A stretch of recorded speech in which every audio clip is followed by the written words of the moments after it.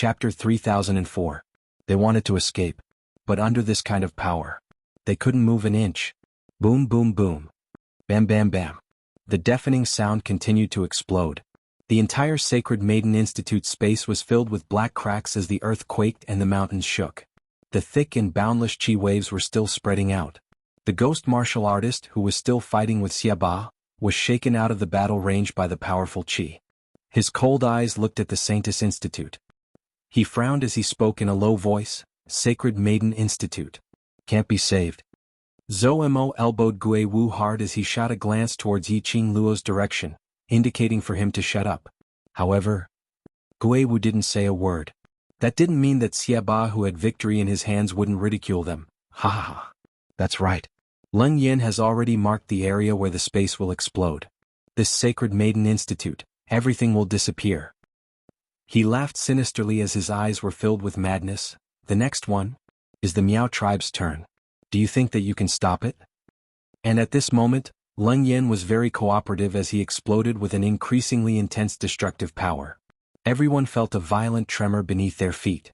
Sacred Maiden Institute started to collapse downwards. The majestic destructive power was like a tornado of magnitude 10 or more, violently devouring everything. Xian. This scene made Yi Qing Luo's pupils constricted abruptly. Her eyes turned red as she almost lost all her rationality. Her feet moved as she immediately dashed towards the direction of Sacred Maiden Institute. Qing Luo. Little Qing Luo. Gui Wu and Zhou Mo cried out in shock. One by one they wanted to go up and stop Yi Qing Luo. But after Sacred Maiden Institute collapsed and Xiaba's words, Yi Qing Luo had already lost all ability to think. Space exploded. Even Dmo Xian, who was in Sacred Maiden Institute's secret room, would also be engulfed by this force. How could she let her Xian be engulfed by the space explosion? You ants also want to stop me? Leng Yin sensed Yi Qing Luo's approaching figure as he sneered, his eyes filled with disdain. His hand suddenly moved as his palm flipped. Immediately, a burst of black chi exploded from his palm, shooting straight towards Yi Qing Luo's back. The raging energy was like a ferocious wild beast as it struck Yi Qing Luo's back without any hesitation. Yi Qing Luo gave a muffled groan as her face turned pale. He spat out a mouthful of blood. However, this did not stop her from moving forward. The red blur was still rushing toward the Saintis Institute at the fastest speed. The entire space of the Saintis courtyard was filled with layers of evil energy. It was like a sharp blade cutting through everything around it. Whereas Yi Qing Luo seemed as though she didn't notice anything as she kept on rushing towards the Sacred Maiden courtyard. Endless evil energy enveloped everything. The people outside could not see what was happening in the Saintis yard at all. Yo, no wonder that old fogey Xiaba has taken a fancy to you. You're indeed a rare talent to be able to withstand my palm strike. Leng Yan's tone was filled with surprise as his pair of evil cold eyes stared at Yi Qing Luo's figure. He licked his lips and laughed sinisterly. What a pity, you will also be destroyed along with this broken place. Yi Qing Luo's breathing tightened. Her chest felt stuffy and there seemed to be a fishy sweetness in her throat as it kept on surging. She panted lightly as her eyes were filled with determination. The belief of seeing Dmo Xian and taking him away made her not fall. Chapter 3005. Gui Wu's expression turned solemn as he tightly knitted his brows. Zhou Mo gritted his teeth. These people are from the Earth domain. What they were doing now was completely destroying the peace in the lower realm. Even if we make a move and the higher-ups blame us, we are doing this for the sake of balance in the lower realm. Gui Wu's face remained solemn, not saying a word. Zhou Mo simply shook off Gui Wu's hand. Forget it. You're afraid of being investigated by the higher-ups, but I'm not. With that, he flicked his sleeves and was about to rush to the Saintis courtyard. Before he could move, his shoulder was pressed down by Gui Wu's hand. It's not that I don't want to make a move, it's that, there's no need for us to make a move now. Gui Wu stared in the direction of the Holy Maiden Institute as he spoke indifferently. What do you mean? Turning his head, Zhou Mo slapped away Gui Wu's hand. This slap was filled with anger and it was also very powerful. Gui Wu's hands had turned red from all the clapping. However, Gui Wu did not care about it. Retracting his hand, a profound look appeared on his face. This is that girl's tribulation, we can't stop it. *CK. Zhou Mo cursed. I don't have the time to listen to your mysterious talk. If it was someone else, Leng Yan's move just now would have crippled that girl even if it didn't kill her. Gui Wu narrowed his deep and unfathomable eyes. As for that lass, she managed to hold on. Sister. Sister was hurt by that monster. All of a sudden, Kitty Lee rushed forward and grabbed onto Gui Wu's arm. What do you guys think happened to Big Sister? The Saintess Yard was shrouded in a large evil aura. When Yen Xiaoyi and the rest looked over, it was a black and oppressive evil aura. Among those present, only Gui Wu and Zhou Mo could see what was happening in the Saintess Institute. Zhou Mo hugged Kitty Lee, glanced at Gui Wu and lowered his voice. Ah Wu said nothing will happen, so little Qing Luo will definitely be fine. Kitty Lee's eyes were red and her cheeks were puffed up. The two of you, why didn't you stop them? They killed so many people. The two of you took action to maintain peace and justice. I'm not sure if anything will happen to Qing Luo. Gui Wu did not have any intention of comforting her. His voice was extremely cold as he continued, there's a mysterious power protecting her on her body. However, how long it can protect her will depend on her own luck. You. Kitty Lee was so angry that she clenched her claws tightly. In the end you just don't want to make a move. You're afraid of getting into trouble. Little wild cat. Zhou Mo's brows creased as he called out to Kitty Lee in a low voice, as his arms hugged her even tighter. All of us are very worried about little Qing Luo. If he's really afraid of getting into trouble, he wouldn't be standing here. Kitty Lee turned her head angrily and struggled, You're not going to save him. Kitty could go by herself. Even if I die, I want to die with Big Sister. Just as they were messing around, Gui Wu suddenly said in a deep voice, The space-shattering demonic technique has begun. Kitty Lee was stunned. Their faces immediately turned pale, and they all stared at the Saintess Yard, which was surrounded by evil qi.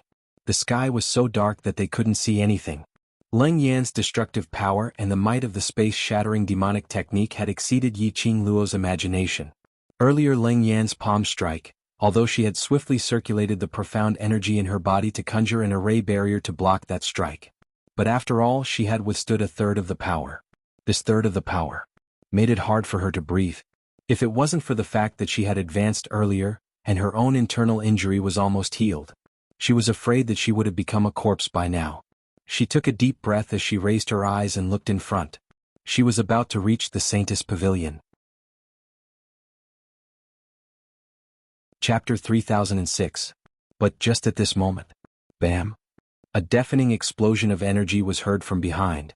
Endless evil qi covered the sky, violently and wantonly surged over. The evil qi filled the sky, tearing those black cracks in the air. Yi Qing Luo only felt a violent impact on her back. Her body was sent flying by the demonic aura and she landed heavily on the ground. That evil qi, terrifying and overbearing. It was like a raging storm, swallowing everything in its path. The cracks in the space bit by bit tore. The surrounding air was constantly being squeezed, obliterated. Yi Qing Luo struggled, trying to climb up from the ground. However, that evil aura was like Mount Tai pressing down on her, making it hard for her to breathe. Not only that, under the impact of this evil qi the space was torn. Yi Qing Luo could feel her internal organs in her body were stirring. So painful as if in the next moment she would be swallowed by this evil qi, turning into ashes. This kind of pain was not only physical pain. Even her soul seemed to be sucked away by this evil qi. Yi Qing Luo couldn't tell what kind of feeling this was. Like there were numerous thin needles, densely packed, each sharp and cold, piercing her body. Pain. Heart-wrenching pain. Continued to spread in her body. That kind of soul-stripping. That kind of pain, as if her body was about to be minced, about to be incinerated, made her consciousness a little dazed. Sigh. Suddenly in the haze she vaguely heard a helpless sigh. That voice seemed to be right beside her ear. Or as if it came from her heart. Who was it? Who was sighing? Yi Qing Luo's consciousness regained some clarity. Valuing relationships and loyalty is a good thing, but for this relationship to lose your life, is it really worth it? That voice rang softly beside her ear again. The voice was gentle, extremely pleasing to the ear. Yi Qing Luo's eyelashes fluttered absent-mindedly. Her slender fingers slightly had the strength to move. Bit by bit she curled her fingers tightly. Worth it? Worth it? Worth it? Because it was Xian, so it was worth it? You're so silly. That gentle voice gave another long sigh. Yi Qing Luo's brows creased tightly as she struggled to open her eyes, trying to see clearly who was talking to her. However, as soon as he opened his eyes, Immediately, a burning sensation surged up from his wrist. Yiqing Luo moaned painfully. And this feeling of the surging flames. Her consciousness also became much clearer. The hazy scene in front of him gradually became clearer. Apart from the surging evil aura, there was nothing else in the surroundings. It was as if the voice just now was just a figment of her imagination. Xiao. The sound of evil energy rushing about destroyed everything in the Holy Maiden courtyard. Wherever the evil aura went, it was reduced to nothingness. She held her breath. She could clearly feel that the surging evil aura was constantly trying to devour her. The burning sensation on his wrist continued. The heat was rising bit by bit. She frowned in pain, but her consciousness became clearer. However, her body was still being squeezed by the evil aura, and she was completely unable to move. She bit her lower lip, trying her best to restrain herself from being swallowed by the evil aura. As she vigilantly gathered her mental energy, she sized up the surroundings. Suddenly, her pupils contracted slightly as it fixed on a certain direction. The surging evil aura kept moving towards that direction. Her heart suddenly trembled fiercely. Ah Xian. Chapter 3007. That direction was the direction of Saint Maiden Pavilion. Ah Xian was still in the secret room of Saint Maiden Pavilion. In front of her eyes, a tall figure seemed to appear. That purple-robed man with peerless elegance was smiling at her. Her eyelashes fluttered. Ah Xian. When she saw this figure, her body seemed to be filled with energy. Her legs moved with difficulty as she pounced towards the direction of that figure. But at the next moment, endless surging evil qi madly surged towards that figure. Yiqing Luo's hands missed. She fell heavily onto the ground. She looked helplessly at the surging evil qi in front of her, completely swallowing that peerless elegance figure. Ah Xian. Ah Xian. Ah Xian. Yiqing Luo's heart felt a dull pain. She tried her best to call out Dmo Xian's name. But her throat seemed to be blocked by something, making her unable to make a single sound. Tears rolled down from the corners of her eyes. Drop by drop fell onto her wrist. The scorching heat once again engulfed her. Still struggling on your deathbed? Leng Yen smiled sinisterly, his face filled with complacency. Bit by bit he shifted his gaze to the opposite, on that row of people. On seeing those people, each and every one of them, their eyes were filled with hatred, as though they couldn't wait to cut him into 1,000 pieces. His smile became even more joyous. He loved this kind of gaze. Loved this kind of feeling that they hated him but couldn't do anything to him. This was the path of the strong which he pursued. No one dared to go against all his actions. So what if they hated him? What could they do to him? No living being can escape from this kind of evil art, you'd better give up. Leng Yen laughed sinisterly, not concealing his own complacency. This Seat's disciple is still inside. You should at least spare her life. Although Xiaoba's words had the intention to blame Leng Yen, but that tone was filled with pride. They, the people from Hell Palace, would absolutely not lose. Unless they were unwilling. Otherwise, there was no mission which could not be completed. What's the use of having that kind of disciple who doesn't know how to listen? Leng Yen gave a snort as he didn't have any good impression towards Yiqing Luo. Xiaoba laughed cruelly. His gaze swept coldly towards Gui Wu and Zhou Mo, who had no intention of taking action. Since the two of you don't plan on interfering in this matter, the two of you should pretend that you don't know anything about today's matter. The Underworld Palace's target is only the two of them inside. His withered hand pointed to the Saintess Yard, which had been swallowed by the evil aura. Kitty Lee, who was in Zomo's arms, couldn't hold it in any longer and roared, "You don't know? You dare to hurt my sister like this, and you want us to pretend that we don't know anything? Even if Kitty fights to the death, I'll bury all of you with me." Kitty. Zhou Mo hugged Kitty Lee tightly, his long arms pulling her into his embrace. Kitty Lee's cute little face was now covered in tears. Zhou Mo felt a dull pain in his heart. He tightened his grip. If Qing Luo dies, I will definitely not live on alone. Yan Xiaoyi clenched the black sickle blade in her hand tightly, her eyes filled with ruthless coldness. Qiao Jin's hand, which was wrapped around Yan Xiaoyi's slender waist, tightened. He opened his mouth wanting to say something. But looking at the Saintess Yard, which was covered with evil aura. Eventually he shut his mouth. Apparently he had tacitly agreed to Yan Xiaoyi's words. Ha ha ha. A bunch of ants also want to shine with the sun and moon? Leng Yen swept a disdainful glance at those people. In his eyes, Chapter 3008. And what you said makes sense. Suddenly, a low and deep voice slowly sounded. Everyone's line of sight turned towards the source of the voice. The one who spoke was the silent Gui Wu, who had been the target of everyone's complaints. Yan Xiaoyi's face immediately darkened. Master Gui Wu, we call you master because of your identity and we respect you. However, your actions today are not worthy of our respect for you. Qiao Jin pinched her wrist, indicating for her to stop speaking. Yan Xiaoyi was already angry, her eyes red as she stared at Gui Wu. Master Gui Wu is afraid of getting into trouble and is not willing to interfere in this matter. We have no complaints, after all, we are not on the same side. So, since Master Gui Wu only wants to watch from the side, then there is no need to help them and ridicule us. Yan Xiaoyi's words caused the scene to become extremely awkward. But no one spoke up to stop Yan Xiaoyi. Obviously, the others were also full of complaints towards Gui Wu's actions. But, just as Zhou Mo was racking his brains trying to ease the atmosphere, the main character who was being criticized simply did not care about Yan Xiaoyi's words. Instead, he stared at Xiaoba's direction and said word by word. You guys are very self-aware. You two ants want to shine as brightly as the sun and moon? Instantly, the few angry people blinked their eyes, unable to react to the meaning of Gui Wu's words. The smiles on Xiaoba's and Leng Yan's faces also stiffened. Leng Yan's arrogant face instantly darkened as he sneered. Ants? A little rat that doesn't even dare to reveal his identity. I did not teach you a lesson and you really think you're something? After saying that, his entire body surged with flames and he was about to attack Gui Wu. But Gui Wu's expression did not change. In the depths of his cold eyes, there was a trace of coldness. Coming. Gui Wu lightly spat out two words. Leng Yan frowned, thinking that Gui Wu was deliberately mystifying things. His figure was as fast as lightning, like an arrow released from a bow. The evil aura shrouded Gui Wu's direction. Following his actions, a powerful destructive power surged forth. Just as the evil aura was about to reach Gui Wu, suddenly, a burst of profound force colliding was heard. That thick and vast Shen Qi exploded in midair. The dark force rippled, and the surrounding spiritual qi began to ripple. Leng Yan was forced to take a few steps back by the dark force and stopped his attack.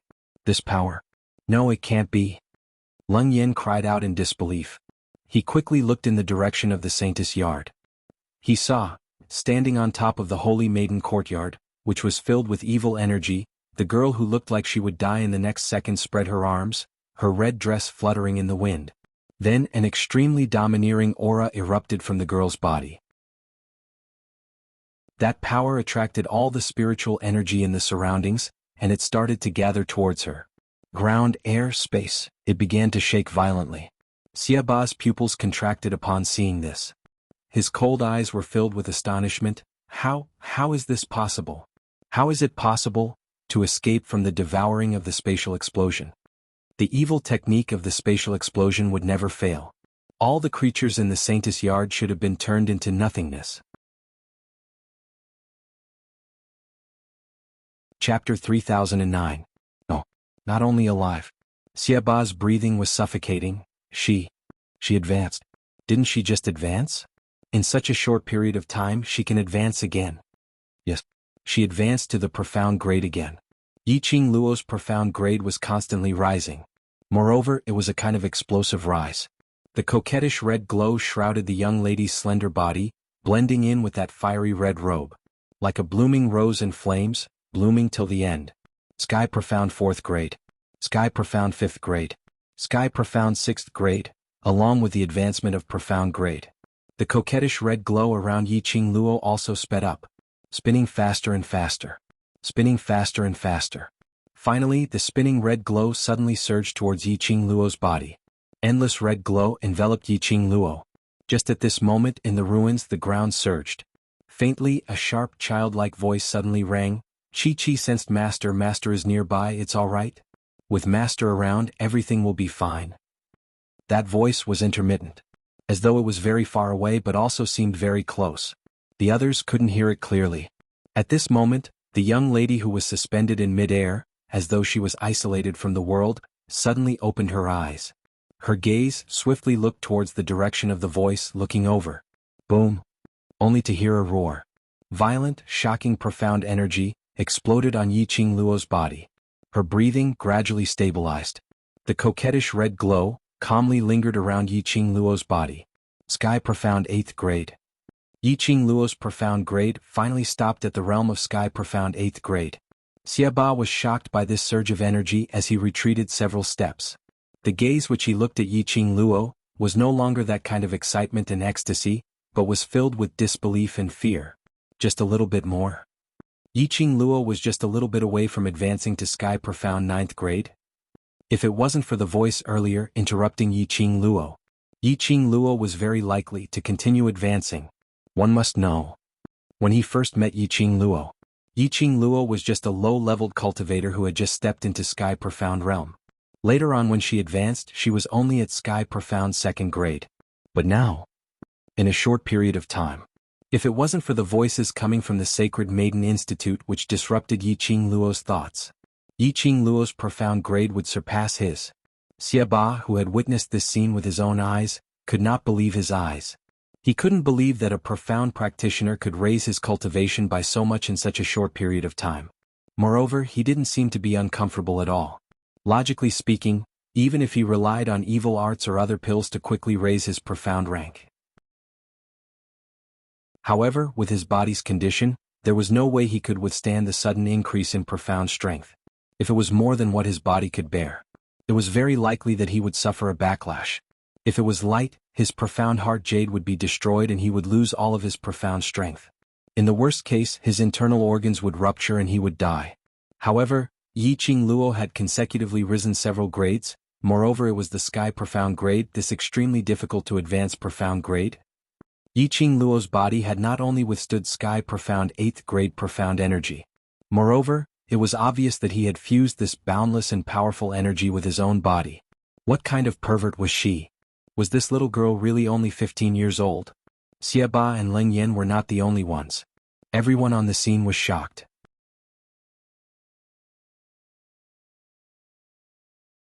Chapter 30:10. Everyone's gazes shifted towards Gui Wu in unison. Could it be? Right from the start, Gui Wu had no intention to make a move. Not because he was afraid of getting into trouble, but because he had long known that Yiqing Luo would advance at this moment. So he said that there was no need for him to make a move. Facing their gazes, Gui Wu's expression didn't change and his gaze didn't shift at all. Only using a deep and serene gaze, he stared at Yiqing Luo without blinking. Yiqing Luo could feel the surging profound energy in her body. Her entire body, limbs and bones were filled with boundless energy. Enveloped by the red glow, it made her eyes look enchanting. She looked towards the direction where the sound came from. Without any hesitation, she flew over. That was Chi-Chi's voice. She could vaguely sense Chi-Chi's presence. Chi-Chi was fine. Then, Yi and Xian would definitely be fine. She would not let the so-called space explosion destroy the Sacred Maiden compound. She would not let anyone hurt Xian. Yiqing Luo's figure was extremely swift. Leng Yan sensed Yiqing Luo's intention and his expression changed instantly as he shouted Xiaba's name and flew towards Yiqing Luo's direction. Just as he was flying upwards, Leng Yan swiftly released a thick and overbearing evil qi to mend the crack which was broken by Yiqing Luo earlier. But, just as his evil qi was about to fill up that crack, what met him was a ray of red glow. Leng Yan only managed to see a remnant shadow brushing past. What entered his eyes was a red dress fluttering in the wind and an incoming leg. Bam! That leg landed directly on Leng Yan's face. Ah! Leng Yan cried out miserably as his body flew backwards. He covered his face with both hands. Blood gushed out wildly as it seeped out from his fingers.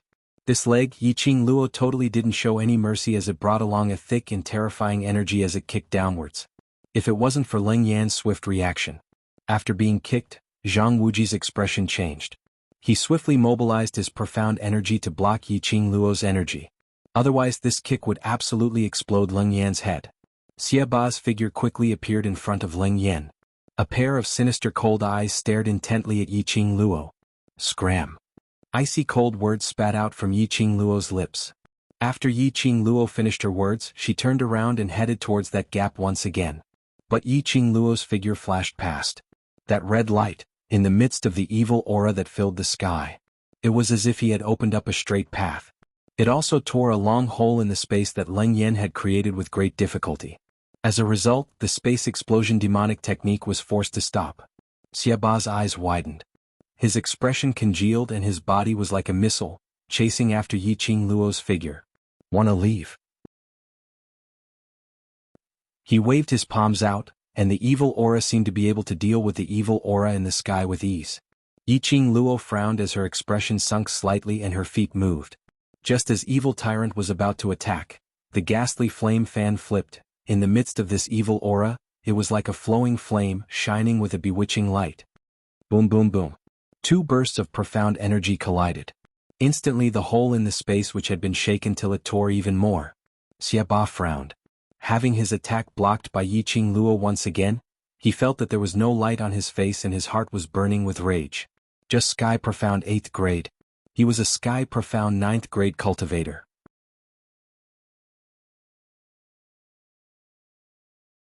Chapter 30:11.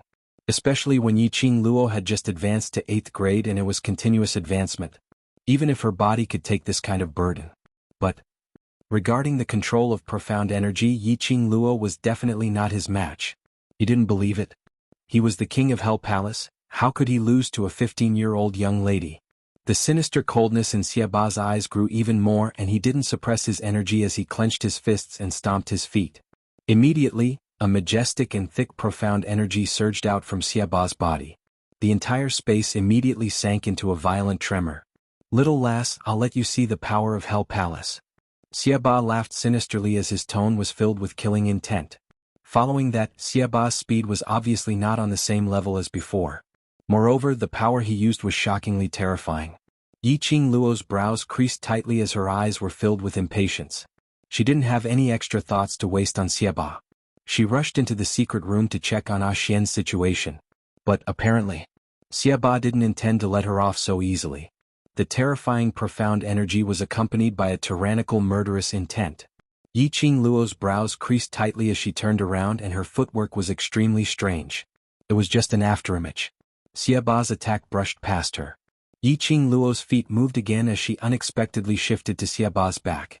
Her eyes were slightly cold as the glower flame fan in her hands was ignited with a ball of raging flame as it shot towards Xiaba's back, aiming at the position of his heart as it fell down. From the first time she had advanced, Yiqing Luo could obviously feel that her reaction and sensing ability had increased tremendously. Just using her eyes she could see through Xiaba's attack. Now, this surge of energy in her body made her profound grade surge continuously. Her speed, attack power and explosive power had all increased. Facing Xiaba she could do it with ease. But Yiqing Luo's reaction was fast and unexpected. As the madman from hell, Xiaba's reaction wasn't bad at all. Just when Yiqing Luo made her first move to move behind him, Xiaba had already reacted. Just as Yiqing Luo's attack was about to land, Xiaba swiftly turned around and locked Yiqing Luo's wrist. Hiss! The red glow on Yiqing Luo's arm instantly turned into a sharp blade, unrestrainedly piercing through Xiaba's hand. Xiaba sucked in a breath of cold air as he felt the pain. But he didn't let go of Yiqing Luo's wrist because of this piercing pain. On the contrary, his 5 fingers interlocked tightly as he pulled Yiqing Luo towards him. "Trying to play mind games with me?" Xiaba sneered coldly, his eyes flashing with a bloodthirsty ruthlessness. He tightened his grip. He totally didn't care that his palm had been slashed by the sharp blade that Yiqing Luo had released, causing his hand to be filled with blood. His hand, which contained evil chi, kept tightening. It was as if he was going to break her wrist. Yiqing Luo's face turned pale. Xiaba was tugging at the wrist that held the Azure Dew bracelet. The place where his 5 fingers were pinching was also on the veined patterns of the Azure Dew bracelet. Yiqing Luo only felt that the raging energy within her body seemed to be suppressed by something, blocking her limbs and bones, giving her a feeling that she was unable to recover. She struggled. Xiaba tightened his grip. The energy in her limbs and bones seemed as if it was going to burst her meridians. Yiqing Luo's face turned paler by several shades as a chilly glint surfaced in her eyes. The gathered profound energy swiftly flushed onto her right arm.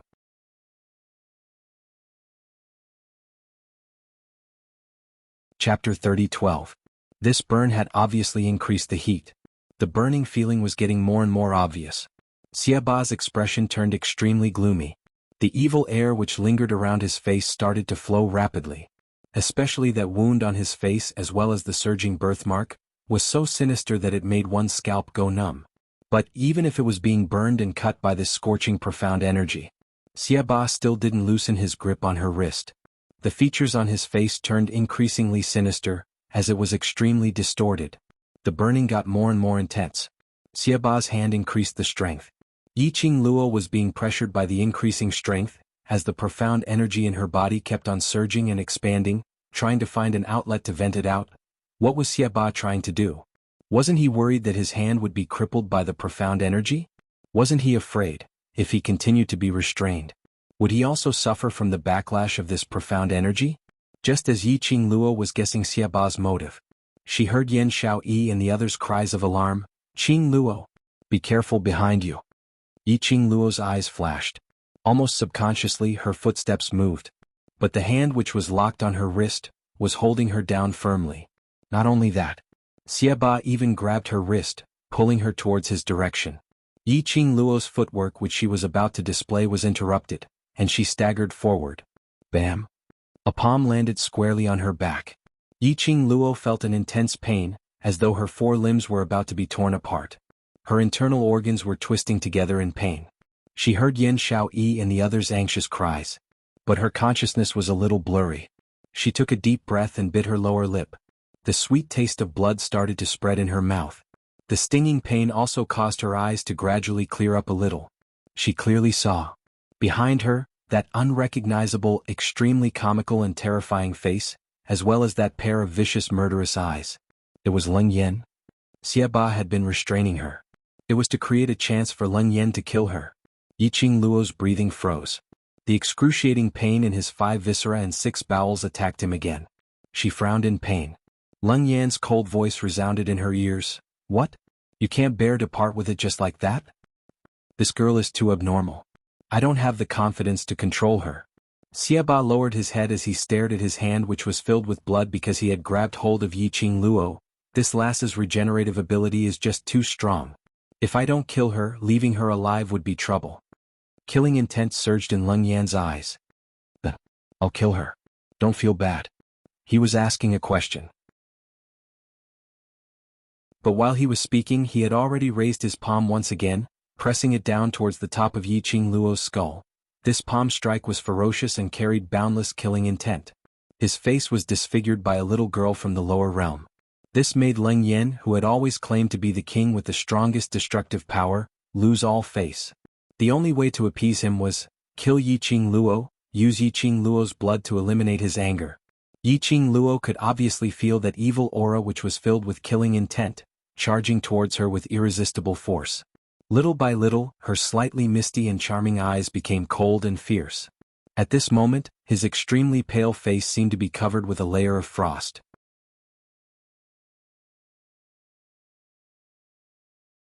Chapter 30:13. Yiqing Luo's eyes suddenly turned cold. Xiaba's right hand, which was held tightly by Xiaba, suddenly clenched into a fist. The demonic and crazy red light cut through the air with a whoosh and instantly wrapped around her right arm. The scorching heat burned again. Originally they thought that Yiqing Luo, who had suffered from Leng Yan's palm, absolutely would not have any energy left to counterattack. Towards Yiqing Luo, Xiaba wasn't as vigilant as before. As the burning sensation surged, Li Tianlan's eyes widened. He instinctively loosened his grip. When he came back to his senses he wanted to tighten his grip again. However, it was also at this moment that he let go. This gave the Azure Dew bracelet a chance to vent. Swish swish swish, bang. Explosions could be heard in the air. The profound energy that had been suppressed in his body due to Xiaba's tight grip on the Azure Dew bracelet's vein patterns. At this moment, money was flowing out like it was free. It poured out in torrents. Endless demonic red light washed away the evil aura that enveloped the Holy Maiden Institute. Ah! Xiaba didn't even have time to react before he felt a dull pain in his chest. His entire body was pushed back a dozen steps by the crazily surging power. In the end it smashed heavily into the ruins. However, this was not the end. Xiaba clutched his chest and vomited blood. His face was filled with shock as he stared in Yiqing Luo's direction. He raised his head. A fist filled with killing intent smashed down. Ah! Xiaba let out a miserable shriek. The surrounding ruins collapsed. His dark force surged and his strength surged like a whirlwind. With Yiqing Luo's feet as the epicenter, the surroundings exploded into a huge deep pit. Xiaba lay limply in the huge pit, his mouth full of blood. His breathing was so weak that it seemed like it would stop at any moment. Yi Qingluo's sudden outburst made Leng Yan's pupils constrict. While Yi Qingluo was dealing with Xiaba, he quickly retreated. However, in the next instant, the girl standing in the deep pit raised the corner of her lips into a bloodthirsty and treacherous smile. "Don't be anxious now, it's your turn." As the bewitching and ruthless voice came to an end, Leng Yan's heart skipped a beat. He opened his eyes wide vigilantly, sensing Yi Qingluo's direction. However, in the next moment, the young girl was already like an arrow that had left the bow, attacking him head-on. Just as Leng Yan was about to dodge, the young girl's figure immediately disappeared before his eyes. Instead, it was replaced by a majestic, spiraling, gigantic fire dragon. The fire dragon bared its fangs and brandished its claws, as if it wanted to swallow him whole. Insignificant skill. Leng Yan's face darkened. He coldly snorted and quickly responded. However, his cold snort didn't even have time to finish. The fire dragon broke through his counterattack and bit down on his face. Bang! Leng Yan's body was smashed into the ground by the force of the fire dragon. Leng Yan groaned in pain, feeling like he was being burned by a raging fire. At the same time, the flying fire dragon suddenly dissipated.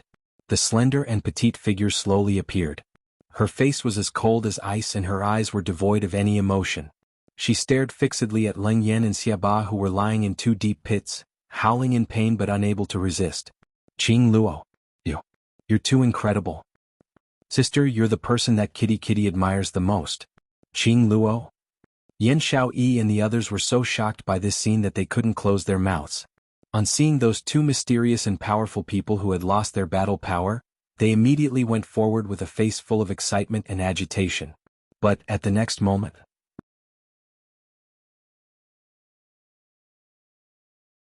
Chapter 30:14. Qingluo. The few of them's joyous expression froze on their faces.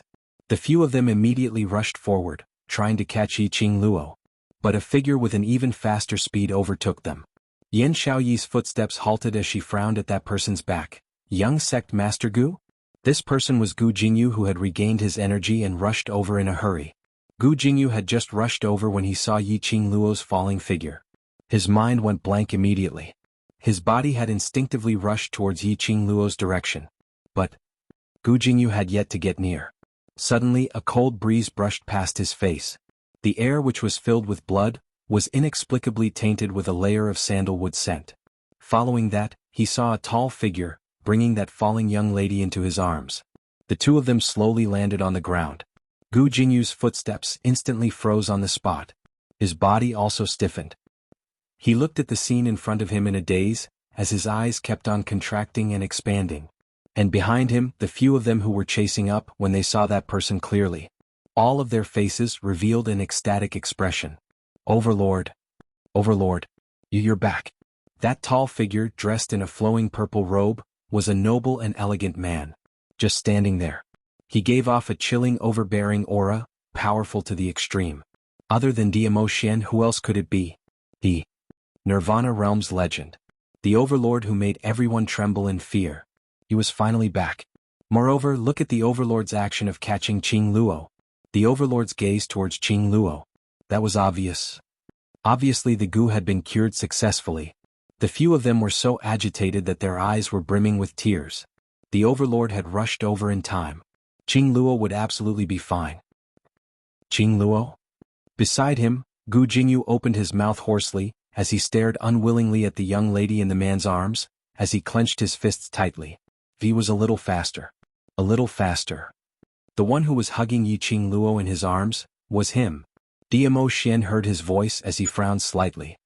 He raised his eyes as his frosty peach blossom eyes, as he shot a cold glance at Gu Jingyu. That gaze was gloomy and cold. It was just a glance. Gu Jingyu's face instantly turned pale. He was so frightened that he took a few steps back. Xian? Suddenly, the voice of the person in his arms sounded like a gossamer. Diamo Xian swiftly lowered his eyes and looked at the young lady in his arms. The girl's long eyelashes trembled slightly. In the haze, she seemed to see a familiar face. The familiar scent of sandalwood filled his nostrils. The exhaustion in her body unknowingly loosened. She wanted to laugh. She smiled at him, who she had been thinking about day and night. She tried to lift her hand. She wanted to touch the face that she missed so much. However, she didn't even have the strength to lift the corners of her mouth. He couldn't even lift his hand. At the same time, his body and mind relaxed. Her vision darkened and she fell into a deep sleep. Little Luo, a hoarse voice spilled out from Dmo Xian's thin lips. His arms tightened around the girl in his embrace. The girl's delicate body was as light as a feather. His hands were trembling. His heart seemed to be soaked in ice frost. Especially the young lady's pale complexion pierced his eyes. His gloomy peach blossom eyes were surging with gloomy light as it fluctuated violently. Secluded palace. Kill without mercy. The icy cold words were spat out from Dmo Xian's mouth.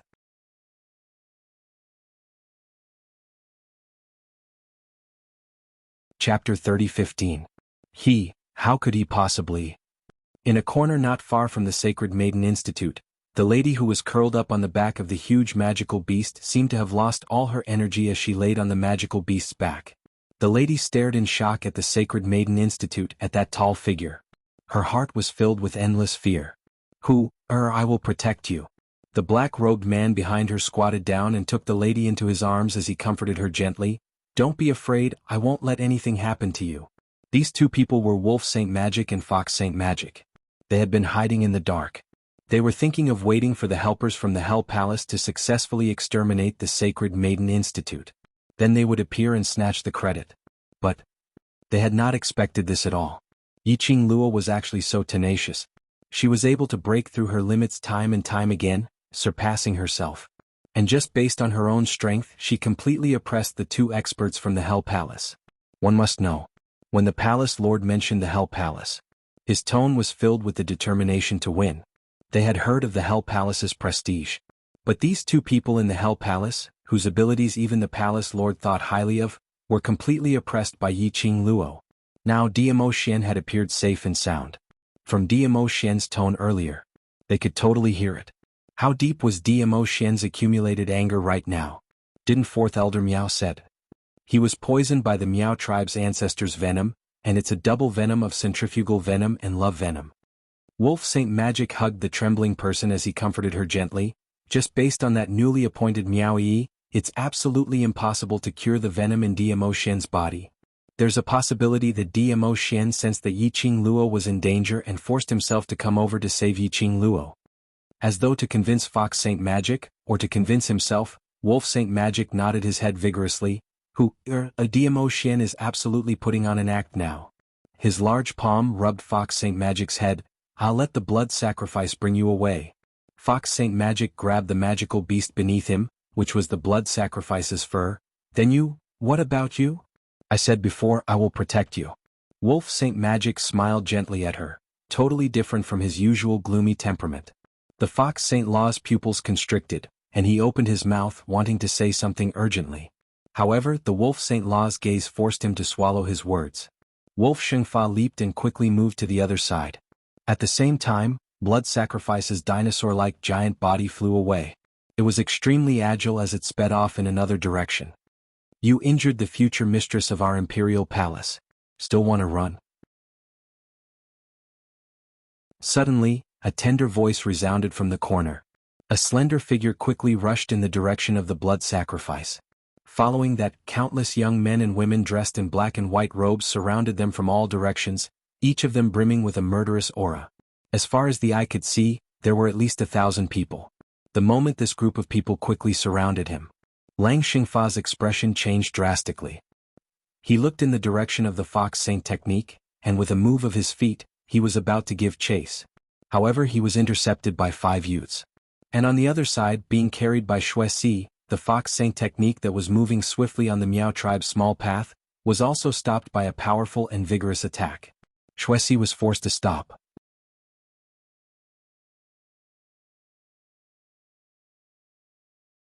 Chapter 30:16. Fox Sacred Law's face was as pale as paper. Bit by bit, she shifted her vision towards the group of people who were obstructing her. Black and white-colored long robes. Their ages were all on the younger side. Probably the oldest was not older than 24 or 25. But every single one of them exuded a unique aura which made one's hair stand on end.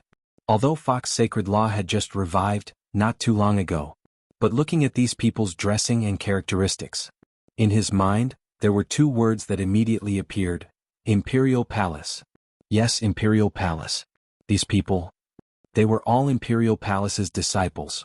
Only the Emperor Palace could nurture such a terrifying disciple. Only the Imperial Palace could have such a powerful aura. The number one palace in the world was definitely not an undeserved reputation. The Overlord said, everyone from Abysmal Palace are to be killed without mercy. A cold and elegant voice was heard from the front. Fox Sacred Law immediately raised her eyes and looked over. That was a tall lady dressed in a black and white colored long robe. The lady's features were exquisite and extremely beautiful. Her expression was icy cold and filled with majesty. But between her brows, there was a glint of melancholy which couldn't be dispelled. Her hands were placed behind her back as she stood in front of the blood sacrifice with an outstanding temperament. Apparently, she was the leader of these Imperial Palace's disciples. And at this moment, the commotion here had already attracted Yan Xiaoyi and the others' attention. The Imperial Palace's disciples coming out in full force was a huge surprise to the few of them. Following the direction of the Imperial Palace's disciples' encirclement, Yan Xiaoyi bore the brunt of it and followed up. She had the guts to collude with the Miao tribe, bringing Abysmal Palace's people to hurt her Qing Luo to such a state when the Overlord wasn't around. Not a single one of those Abysmal Palace's people could escape, especially Fox Sacred Law, who was the initiator. Not to mention escaping. When Yan Xiaoyi and the others chased up, their vision fell onto that beautiful lady. Yan Xiaoyi's eyes lit up slightly. Beiyuan, it's you?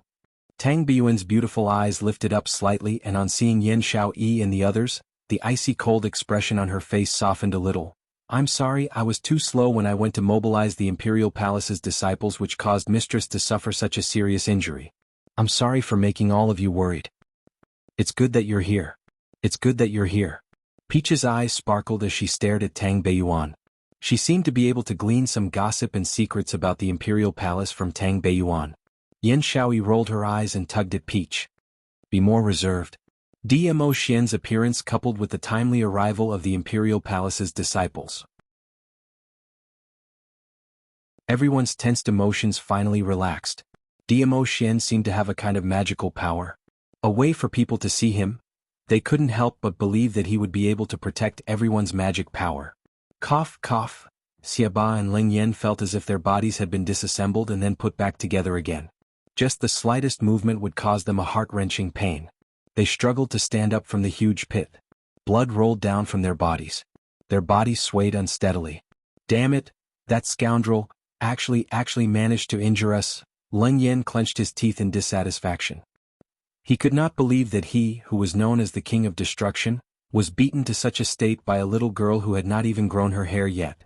If he returned to the Underworld Palace like this, how could he have the face to continue living? Bam! Before Ling Yan could finish his cursing, suddenly a whirlwind swept past. It directly landed a palm on his face. This palm did not contain any profound energy, but it was full of strength.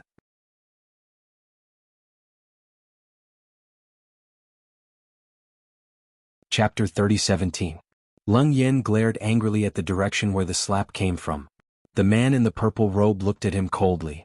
That pair of terrifying peach blossom eyes were surging with a treacherous storm. Full of anger. It was actually forcefully stopped by this majestic coldness. Since you can't speak, you can also give up this mouth. The voice was as cold as ice, as if wrapped in frost. Leng Yan's heart trembled, the hand covering his face also froze. The next moment, Leng Yan only felt a bone-chilling wind blowing against his face, not giving him time to react. His feet left the ground. His feet kept flopping, struggling. An unshakable profound energy wrapped around his neck. Ugh! The feeling of suffocation made Leng Yan's strength gradually dissipate. His consciousness was fading. The feeling of pain left him no room to resist. Just when Leng Yan thought that he was going to suffocate to death, suddenly the force that was wrapped around his neck rushed into his mouth. Ah! A painful scream sounded. Then there was only the sound of heavy breathing. The onlookers only felt their scalps go numb and silently looked away. It was a miserable scream. It should be Leng Yan's last voice in this world. Leng Yan's mouth was full of blood, a pair of eyes wide open. His tongue was cut to pieces by that profound energy. What kind of powerful force was this? So powerful that, from the beginning to the end, until now, he had not seen the man in purple in front of him make a move. And he was injured to the point that he had no power to fight back. You are... Xiaba, who had struggled to climb up after seeing the man in front of him, his face changed dramatically. His malicious eyes suddenly stared at Fox Saint Law and Wolf Saint Law, who had been forced by Tang Beiyuan and the others to retreat behind him. His eyes, full of haze. The person in the sacred maiden courtyard that made you so afraid, is the Overlord. You have been deceiving me from the beginning? Fox Saint Law's face was pale, her eyes quickly swept over Dmo Xian, and immediately shook her head in shock. However, no matter how much Fox Saint Law denied, her first reaction had already explained everything. His guess was right. From the very beginning, the target of Anyo Palace was the Overlord of the Saintess Yard. The Tenebrous Palace wanted to use the power of the Underworld Palace to kill Lord Dizun. If he succeeded in killing Dizun, the goal of the Palace of Darkness would be achieved. If they failed to kill the Overlord, just like now, the Underworld Palace was the target of His Majesty's vengeance.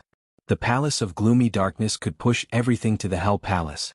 Evil's domineering face, which was full of scars, twisted into a ball. Dark Palace.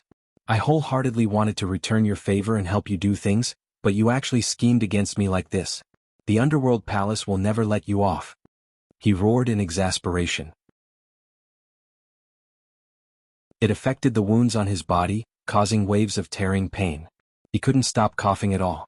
If he had known from the start, the Palace of Gloomy Shadows wanted to destroy the Saintess Yard and let the entire Miao tribe fall into the void space. They also wanted to kill the Overlord. They would never get involved in this mess. Although the Underworld Palace was a concentration camp for a bunch of lunatics who were not afraid of death. But it didn't mean that they were a bunch of brainless lunatics. They were indeed not afraid of death, but they were afraid of the Overlord.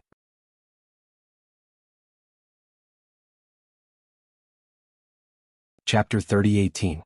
He didn't even care about his own injuries as he forced his bleeding body to move towards Dmo Xian's direction.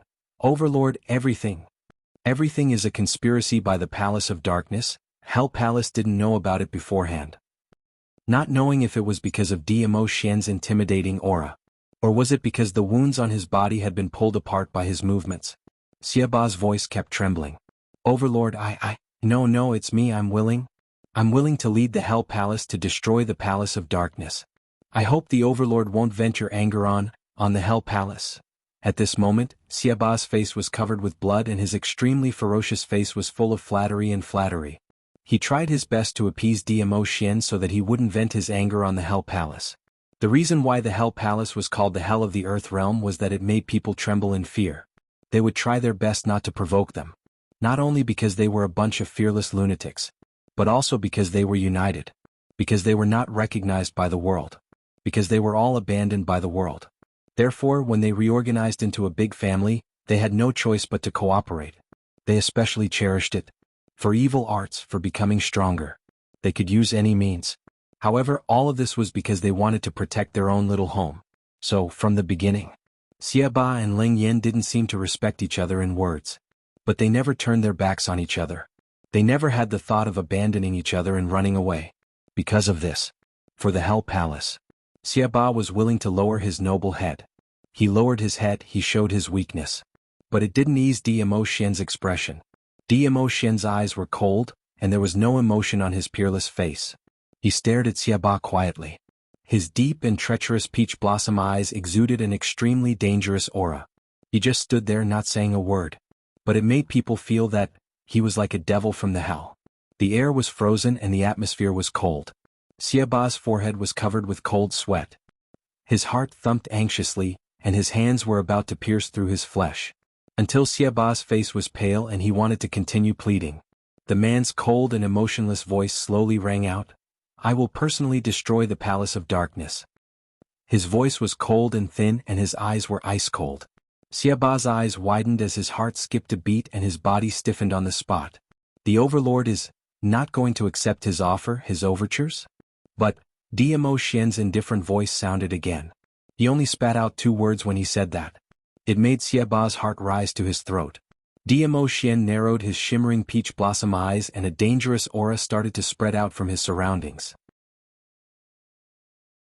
His coquettish thin lips curled into a dangerous arc as he said word by word, I won't take your lives. The words seemed to have given Xiaba and Leng Yan great hope. Both of them raised their heads in delight as they looked at Diamo Xian in shock. At this moment they no longer looked as arrogant as before. However, their happiness had not yet spread out in their hearts. Diamo Xian's next sentence made the expressions on both of their faces stiffen on their faces.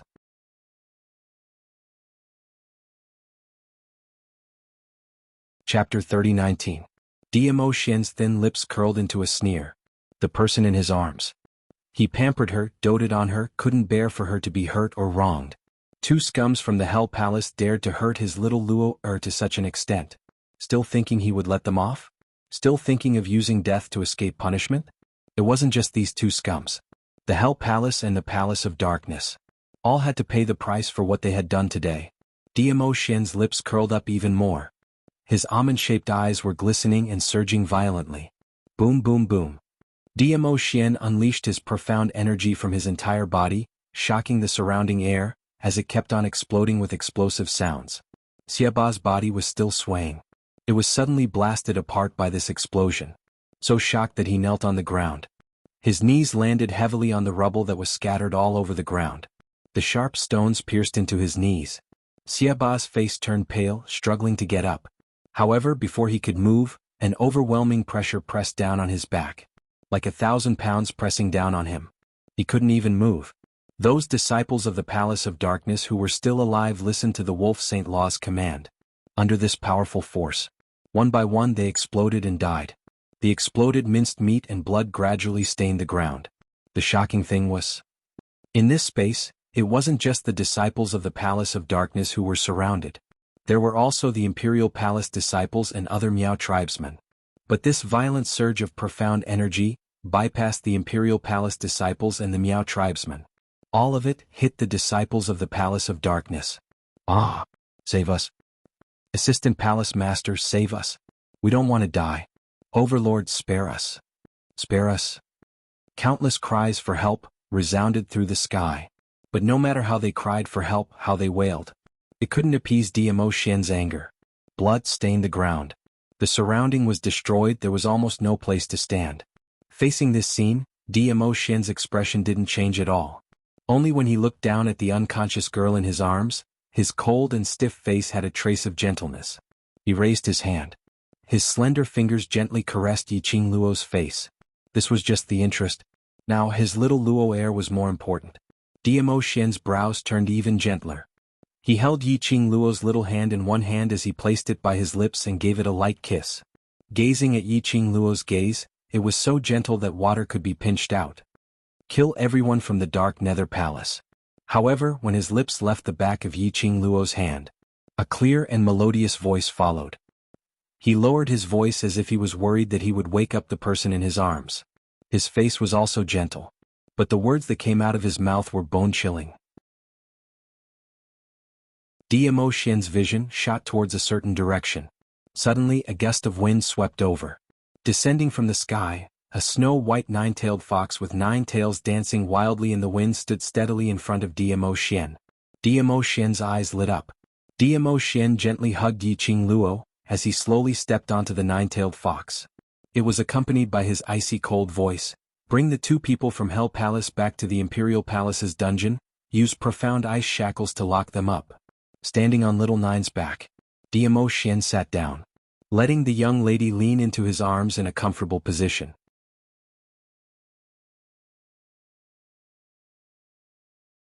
Chapter 30:20. When Xiaba and Leng Yan heard that, they instantly turned pale with fright. Leng Yan gave out a woo-woo sound as he panted heavily. His face was totally unrecognizable, only that pair of eyes were opened wide, filled with a vicious haze. Xiaba clenched his teeth tightly as he clenched his fists, trying his best to suppress the anger in his heart. There were legends regarding Diamo Xian. Even for them, this bunch of lunatics who only knew how to cultivate evil arts and only knew how to hunt strange prey, they had all heard of it. Even if they were at their peak, they might not be able to defeat Diamo Xian if they joined hands. Not to mention the fact that they were badly injured after being tortured by Yiqing Luo. They totally had no way to resist. Overlord. Xiaba's eyes turned red as he refused to give up and tried to negotiate with Diamo Xian. However, Diamo Xian, whose heart was filled with Yiqing Luo's injuries, totally had no mood to bother about them. just as Xiaba was about to charge forward unwillingly. A stench filled with a fishy smell blew across his face, directly onto Xiaba's face. Following that, he saw 9 white tails sweeping past his eyes. Xiaba's expression instantly turned as black as charcoal. Earlier, he was defeated by 9-tailed fox's fart. His eyes were filled with viciousness as he clenched his teeth so hard that it made a grinding sound. Little 9 arrogantly flicked his tail as he turned into a white shadow, disappearing into the horizon. Yiqing Luo was in a daze, and from time to time she could feel a raging fire burning within her body. Just as he was struggling to expel the burning sensation, he felt a chill run down his spine. But a warm big palm gently held her little hand. And a gentle voice whispering into her ear. She couldn't hear clearly what that voice was saying. But her heart inexplicably felt at peace. Even that burning feeling in her body gradually extinguished in her heart. And in a blur she felt someone using a warm, soft towel, brushing against her skin bit by bit. Vaguely she also smelled an extremely familiar and pleasant scent. It made her greedily want to smell it for a while more. She moaned comfortably and once again fell into a deep slumber. The surroundings were quiet and silent. Yiqing Luo's curly long eyelashes trembled slightly. Suddenly she felt that there was something in her arms that was moving and moving. Then she felt a furry thing hugging her neck. "Master, master, you're finally awake." The sweet and crisp voice of a child rang in his ears. Yiqing Luo was still in a daze, her long eyelashes blinked once again. What came into view was an extremely cute cat face. Yiqing Luo's brain was sluggish for a moment before she spat out 2 words, "Chi-Chi." Chi-Chi's little head immediately rubbed against Yiqing Luo's face. "Ah Wu Wu, master has been unconscious for 3 days and 3 nights. Chi-Chi is so worried about master, so worried." Chi-Chi's little pink tongue kept licking Yiqing Luo's face. 3 days and 3 nights? No wonder she felt weak all over and even her mind was a little slow. "Are they all right?" Yiqing Luo had just opened her mouth when she felt her voice was unbearably hoarse and her lips were extremely dry. She frowned and stopped talking. Chi-Chi's little body suddenly jumped from the side of the bed onto the table. Its slender white tail rolled up the quilt on the table and leapt back again.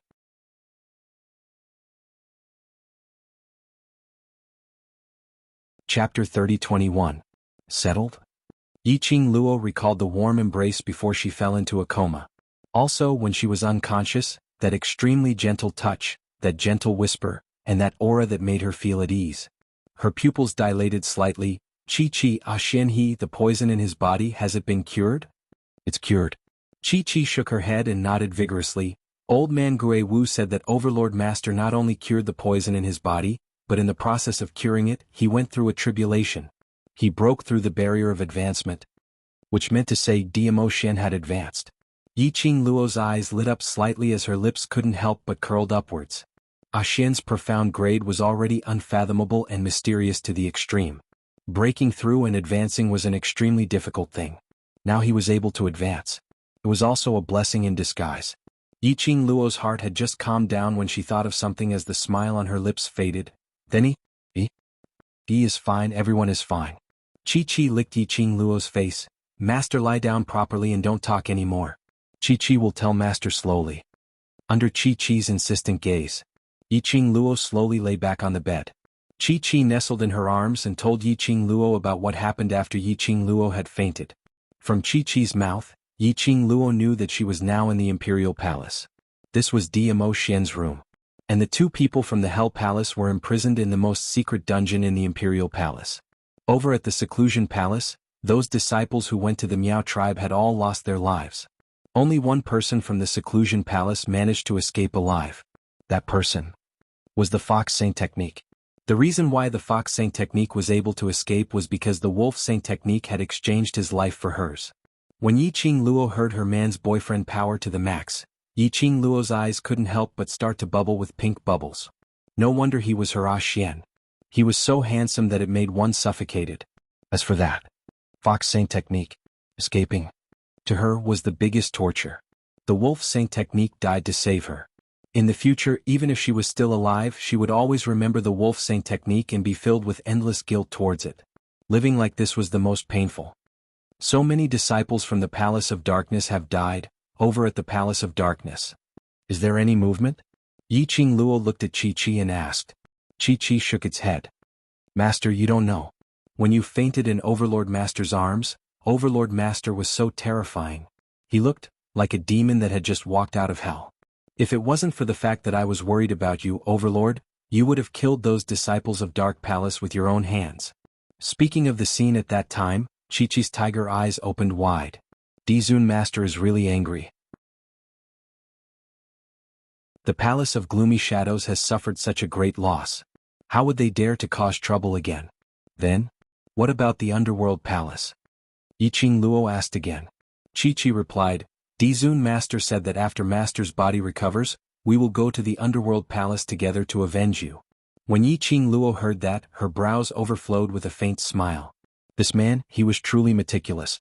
He also knew that she really wanted to take revenge with her own hands.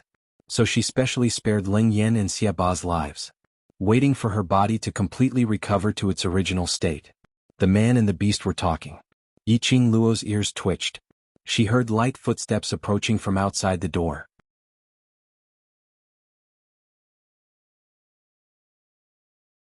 Chapter 30-22.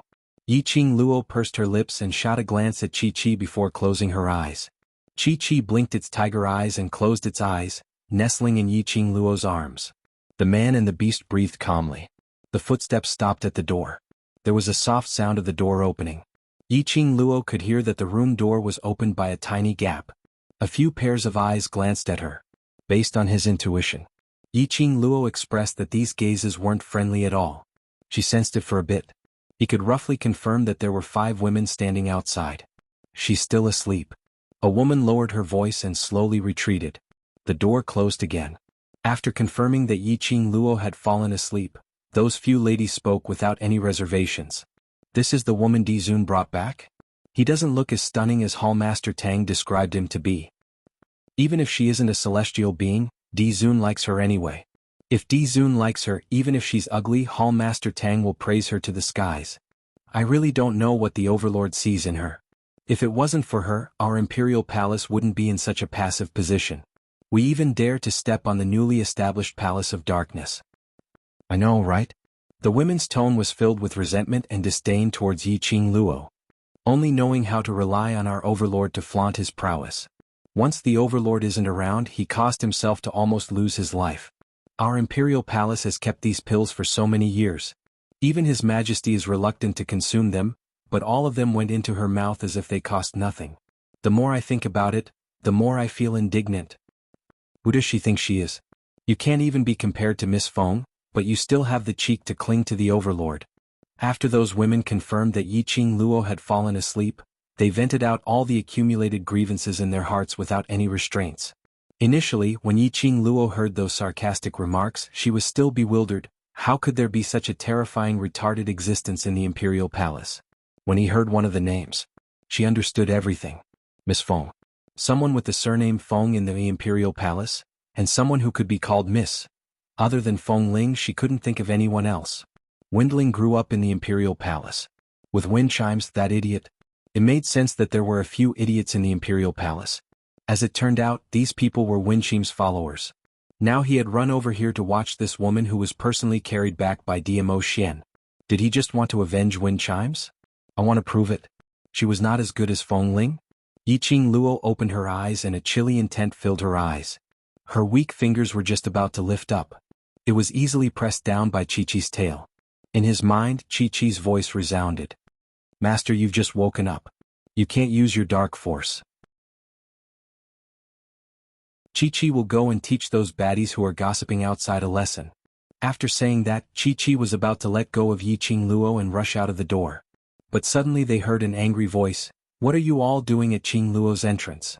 Which hall are you maids from? How dare you be so rude? The few women who were still talking with confidence and composure were immediately frightened to the point of crying out in alarm. Is the quality of the Imperial Palace's maidservants so low? You even dare to talk about your own master? That voice was filled with anger.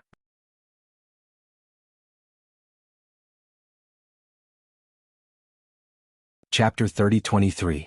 After the female attendant finished her sentence, she sized up the man in front of her. Following that, she covered her mouth as her gaze moved between the direction of the man and the tightly shut door. Young Sect Master Gu, You're merely a guest of the imperial palace, you have no right to shout and wrangle in front of us. As the female attendant was saying that, her tone turned strange. Speaking of this, young sect master Gu has been running over here for the past few days. Don't tell me that. The woman inside is the woman whom the overlord had personally brought back? Gu Jingyu's expression sunk as his gentle brows were filled with anger. Don't you dare spout nonsense. There's nothing between this young master and Qing Luo. If you still know that Qing Luo is the woman whom the overlord had personally brought back, and is your future mistress, then you shouldn't be spouting nonsense behind my back. The overlord had never acknowledged her identity, so she's only the overlord's bed-warming maid. That female attendant's tone was filled with disdain. One person took the lead. The other few female attendants didn't have any fear in them. That's right. What future mistress? That's all in your dreams. We're spouting nonsense? You kept coming over to take a peek at that woman. Do you think we don't know? How can this be called as being innocent? The few female attendants totally didn't have any misgivings because of Gu Jingyu's identity. In their hearts, the imperial palace was this world's biggest power. What four great sects, what young sect master. They were all fearless. Gu Jingyu was so infuriated by their shameless words that his brows creased tightly as he flew into a rage. You bunch of young lasses who have no respect for your master. Today this young sect master shall help your overlord to teach you how to treat your guests properly. Gu Jingyu's brows sunk as a palm wind landed directly on the female attendant's face. Cough. Just at this moment, suddenly a soft cough was heard from the tightly shut room. Gu Jingyu's palm wind instantly froze in midair. Following that, his figure flashed as he speedily dashed to the front of the room door. He raised his hand and was about to push the door open. But following that, he seemed to have thought of something as his hand awkwardly froze in midair as he slowly retracted it. He clenched his fists and stared at Dollar's door. It was as if there was a whirlpool inside him. After some time he coughed lightly. Qing Luo, how do you feel? Yi Qing Luo squinted her eyes slightly as she looked outside the door, at the reflection of the figure as her lips curled up slightly and her voice was slightly hoarse. I'm fine, but your body should be fine, right? In the Miao tribe, Gu Jingyu blocked Xiaoba's attack for her. At that time he had also suffered very serious injuries. Outside the house, after hearing Yi Qing Luo's concerned words, his lips immediately revealed a gentle smile. I'm fine.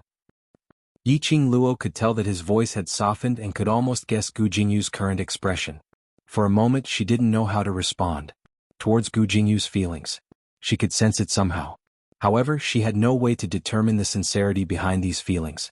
However, no matter how Gu Jingyu felt about her, her lover would only be Dmo Xian. There was no doubt about this. Towards Gu Jingyu she could only say her apologies. Qing Luo, can I come in? Not hearing any sound from inside the house, Gu Jingyu immediately opened his mouth to ask worriedly. Yi Qing Luo's eyes drooped as she took a look at herself. She was only wearing a white inner garment.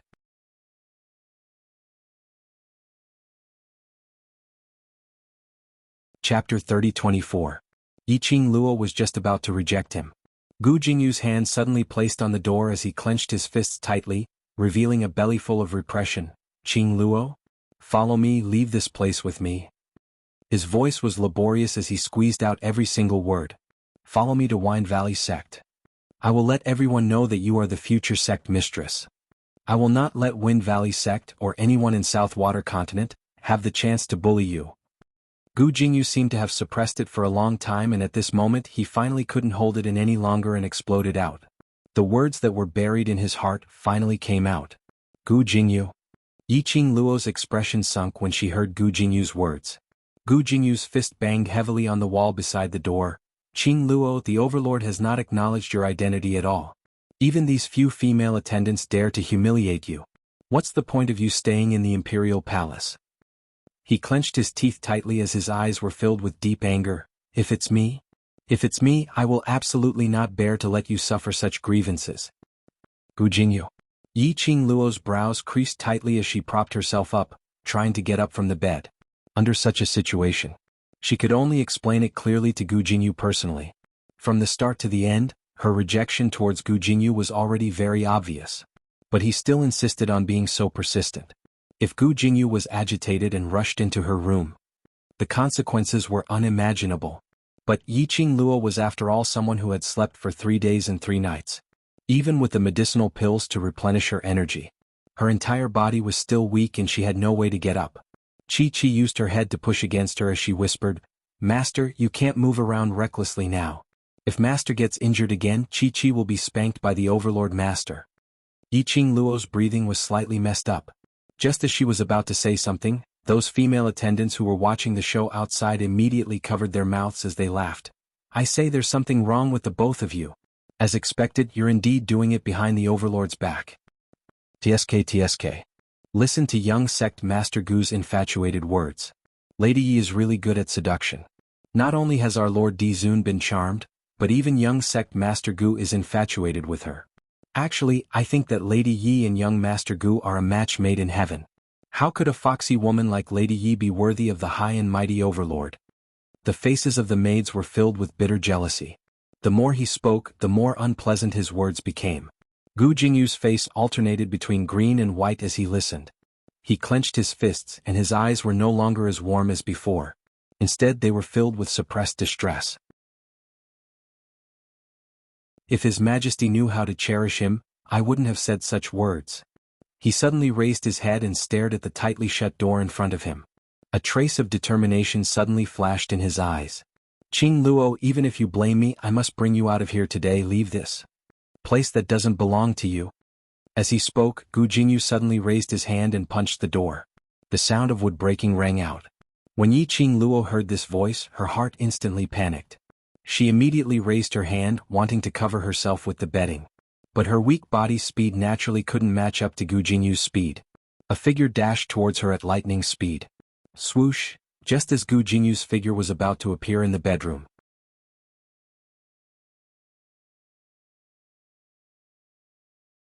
Chapter 30-25. Ah! Gu Jingyu let out a blood-curdling scream as he covered his face suddenly. Because of the splinters, there was a vast expanse of white dust in front of him. Gu Jingyu had no time to see clearly everything in front of him. Yiqing Luo's weak body stiffened slightly. His heart, which had been hanging in suspense, also relaxed. Only Yiqing Luo had yet to catch her breath. The next moment, a warm and strong arm hugged her tightly in his embrace. Following that, a red robe wrapped around her slender body tightly. Between her breath, the familiar sandalwood fragrance seeped into her nose. Yiqing Luo's eyes lit up slightly as her eyes overflowed with joy. "Ah Xian." Her hoarse voice called out the man's name delightedly. She slowly raised her eyes. The man in front of her was dressed in a purple robe with peerless elegance. His face, which was as handsome as a god, was reflected in her eyes at close range. Like ink peach blossom eyes, lingering with flowing light. No matter how one looked, it was so cold that it made one sink in and suffocate. Only when Yiqing Luo's vision fell into Dmo Xian's eyes, her heart twitched fiercely. Between the man's brows, there was an unconcealable look of exhaustion. Under both sides of the corner of his eyes, there was a light green color. Apparently, these few days when she was unconscious, Dmo Xian hadn't closed his eyes to rest. "Ah Xian." Yiqing Luo opened her mouth softly and called out to him. Her tone was filled with heartache. She struggled to raise her hand, trying to caress the man's exhausted brows. But her hand stretched out halfway and drooped down weakly. Dmo Xian accurately held her hand and pasted it to his face. "I'm here." The gentle whisper, like a warm current, flowed past. This scene was heartwarming. Some were warm, some were worried. The 5 maids, on seeing Dmo Xian, were so scared that their faces turned pale and their bodies trembled. Those who were timid directly knelt on the ground with a thud, shivering. Especially when they heard Dmo Xian's extremely gentle voice. The maids grew increasingly fearful. Gu Jingyu, whose face was red from being smashed and had a few cuts on his face, forcefully brushed away the cover on his face and glared ahead, looking at the sweet scene of Dmo Xian and Yiqing Luo looking at each other. His eyes were filled with a deep darkness. His fists were clenched tightly as he tried his best to control himself. His heart was filled with love towards Yiqing Luo as he gritted his teeth and bellowed furiously, "Overlord, even if you're the Overlord, you can't force Qing Luo to be with you. Since you're not willing to give Qing Luo the status she deserves, then don't stop Qing Luo from finding her own happiness." His hysteria made Dmo Xian cast a sidelong glance.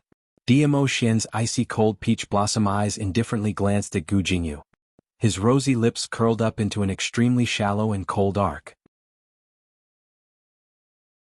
I know exactly what happened just now. His voice was flat, wrapped in a chill that made people shiver. Her words caused the 5 maidservants to collapse to the ground, their bodies weak and limp. Crystal clear? Which meant? The Overlord had heard all their ridicule towards Yi Qingluo? Since you're clear, then you should know that Qingluo will not be happy in the Imperial Palace. Gu Jingyu clenched his fists tightly.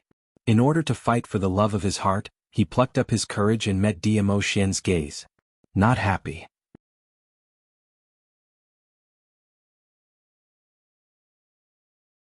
Chapter 30-26. Because you are Dizun, the superior Dizun. Even if Qingluo is unhappy, it's impossible for her to tell you. Gu Jingyu's words were spoken with righteousness. In his eyes that was the truth. He totally could not see Dimo Xian's feelings towards Yi Qingluo. He only saw that because of Yi Qingluo and Dimo Xian's relationship, it had brought her so much trouble. Right now, a few small maids dared to come over and ridicule Yi Qingluo. If Dimo Xian really cared for Yi Qingluo, he would definitely give Yi Qingluo a proper status. Then he wouldn't have not revealed Yi Qingluo's identity in front of his own disciples and subordinates. It wouldn't be good for Yi Qingluo to encounter a situation where she was oppressed by a few little maids. Young Lord Gu, a clear voice rang out softly. Yi Qingluo coughed lightly as she opened her mouth hoarsely. His voice was low and hoarse, but it had her unique charm. Qingluo, I know what you want to say. If he truly loves you, he should know that setting you free is the only way he truly loves you.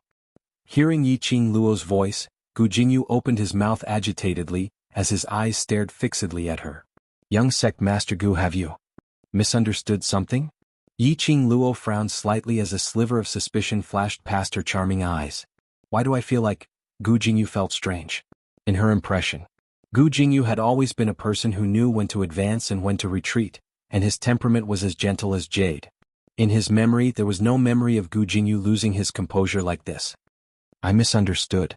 Qingluo, ever since the first time I saw you at the Bu family village, in my heart and in my eyes, there was only you.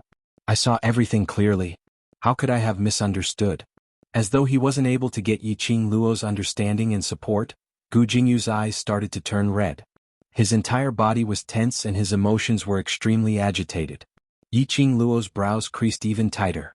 She glanced sideways at Dimo Xian's face. The man was expressionless and there was no warmth in his eyes. But Yi Qingluo could feel it. Dimo Xian's current mood was extremely gloomy. However, no matter who it was, they wouldn't be in a good mood right now. Yi Qingluo frowned as she opened her mouth calmly, word by word, extremely slow and extremely clear. Regarding your misunderstanding, I feel that as the person involved, I need to explain myself. She raised her eyebrows and continued. First, if you really know me, you should know that I'd rather die in glory than live in dishonor. If I really don't want to be with Xian, I won't compromise even if he's the divine emperor of the divine world, let alone his majesty. Secondly, wherever Xian is, that's where I belong. Wherever Xian was, it was a meaningful place. The place where Xian is my happiness. Wherever Xian is, I will be happy. Third, Yi Qingluo's voice paused for a moment as she raised her eyes and took a deep look at Dimo Xian. Her gaze was full of tenderness. No matter who it was, they were able to tell that within that pair of alluring eyes, which had not the slightest bit of concealment, was filled with deep love towards Dimo Xian. Thirdly, to me, I don't care if the world accepts me as Xian's woman or the mistress of the imperial palace. The only thing I care about is Xian's heart.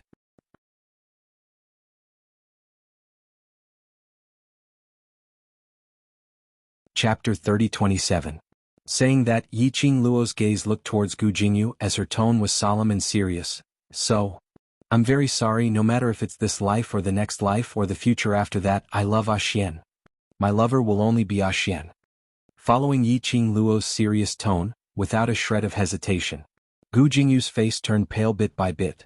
His tensed body seemed to have suddenly lost all his strength. He staggered a few steps back. Then he sat on the ground in a sorry state. His eyes widened. He couldn't believe that Yi Qingluo had personally overturned all his understanding. He could tell. Yi Qingluo's words weren't because of any coercion. It came from the bottom of his heart. His voice came from the bottom of his heart. He could tell. Every time Yi Qingluo mentioned the two words, Xian. The gentleness in her tone and the obvious sweetness. All of you. Which hall's female attendants are you from? Dmo Xian's vision slowly fell onto those few female attendants who were kneeling on the ground, trembling non-stop. Dmo Xian's gaze locked onto her. The maids were so frightened that tears flowed from their eyes, and their bodies trembled uncontrollably. The feeling of death came. The maids were so frightened that they wept bitterly. They kowtowed desperately and begged for forgiveness. They knew that Dmo Xian pampered Yiqing Luo a lot. But he didn't know Dmo Xian pampered Yiqing Luo that much. They had never seen such a gentle overlord when he looked at Yiqing Luo. "It's fine if you don't want to tell me." Dmo Xian's lips curled up slightly, the curvature of his lips made one's scalp numb. He shifted his gaze and said calmly, "Ah Feng." A gust of hurricane came from the dark and stopped in front of Dmo Xian. "Investigate the identities of these people clearly and drag them to the training ground," Dmo Xian instructed. Ah Feng glanced at the 5 pale-faced maids and said, "Yes, this subordinate will definitely give them an unforgettable memory in the training ground." With that, Ah Feng quickly walked toward the 5 maids. Just as he was about to carry them away, behind him Dmo Xian's faint voice was heard, "Wind." Ah Feng stopped and waited respectfully. "Remember to let all the Emperor Palace's disciples know the reason for their punishment." Following Dmo Xian's words, Feng's hand trembled as he grabbed the maid's hand. He was sure that the look on his face right now was extremely strange. "The Overlord is, you want to clear the mistress' name? Using such a method to tell everyone in the Imperial Palace about Yiqing Luo's identity?" Similarly, Gu Jingyu, who was extremely shocked, also thought of this. Gu Jingyu's face was so pale that there was no other color. Earlier they were still criticizing Dmo Xian for not acknowledging Yiqing Luo's identity, so the entire Imperial Palace refused to acknowledge Yiqing Luo as the future mistress of the Imperial Palace. Now Dmo Xian was using practical actions to directly slap their faces. Dmo Xian's vision shot towards Gu Jingyu. He moved his 5 fingers and a stream of dark force shot into the air. In just a few breaths, a smoky green figure hurried over. "Lord Dizun, why did you summon me in such a hurry? Is there something important?" The figure gradually approached. "Wasn't that beautiful woman Tang Beiyuan? Personally send young sect master Gu back to South Tide Continent." Dmo Xian's tone was icy cold, but on his face, there was no trace of joy or anger. When Tang Beiyuan heard that, she instantly understood the deep meaning behind Dmo Xian's words. She raised her brows in interest as she sized Gu Jingyu up from head to toe. This lad actually had his eyes on the woman in the Overlord's heart. A vinegar jar like the Overlord.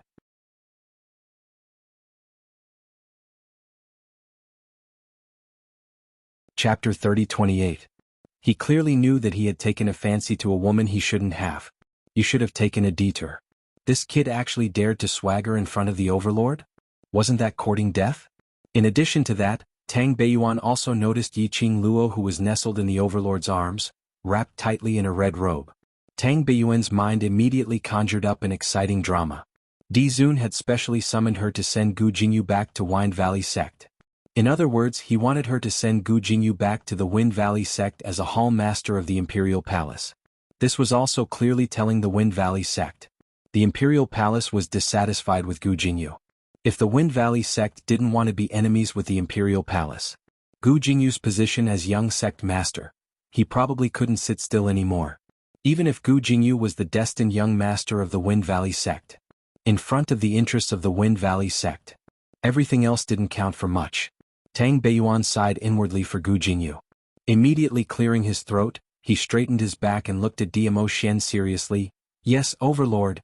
This subordinate will definitely complete the mission." Dmo Xian waved his hand and carried Yiqing Luo as he turned around and walked out of the courtyard. "This house is not clean, I'll bring you to another courtyard." "Unclean?" Yiqing Luo thought for a while before she realized the meaning behind Dmo Xian's words. Just now Gu Jingyu seemed to have entered the bedroom. It was stepped on by Gu Jingyu, so it wasn't clean? This jealousy, it's a little strange. However, complaining was one thing. Yiqing Luo's heart still felt warm. Dmo Xian carried Yiqing Luo and walked to the door of the room. Sitting on the ground, Gu Jingyu's face was filled with shock as he clenched his fists tightly. His face was filled with anger and embarrassment as his face flushed red. "Qing Luo?" His voice rose in pitch. There was a hint of sharpness and ear-piercing in it. Yiqing Luo looked at Gu Jingyu from Dmo Xian's shoulder. Gu Jingyu's eyes were red and his muscles were tense. "Are you telling the truth? You really don't have any feelings for me?" As soon as he said that, there was silence all around. Tang Beiyuan placed a hand on her forehead. He had seen people who courted death, but he had never seen someone like this. At this juncture, Gu Jingyu still dared to say such ambiguous words to Qing Luo in front of the overlord. Was this to show his true love, fearless and reckless? In order to move Qing Luo move himself? The atmosphere was strangely cold. After an unknown amount of time, the young lady who was leaning on Dmo Xian's shoulder had an indifferent expression on her face. Her pair of charming eyes were so calm that there wasn't any luster in them, as she fixed her gaze on Gu Jingyu. Everything I said was from the bottom of my heart. She answered without hesitation, and her tone was unprecedentedly serious and determined. Soon after, she raised her eyes and said word by word, "Before today, I admired your character and was very happy to have a friend like you." "Friend?" Gu Jingyu murmured these two words. Suddenly he seemed to be crying and laughing at the same time. "In other words, after today you and I are not even friends anymore? Because you have feelings for me?" Yi Qing Luo replied straightforwardly, "My identity will not allow any opposite sex who has other thoughts towards me to exist." Just because of the overlord? Gu Jingyu's fingers clenched tightly.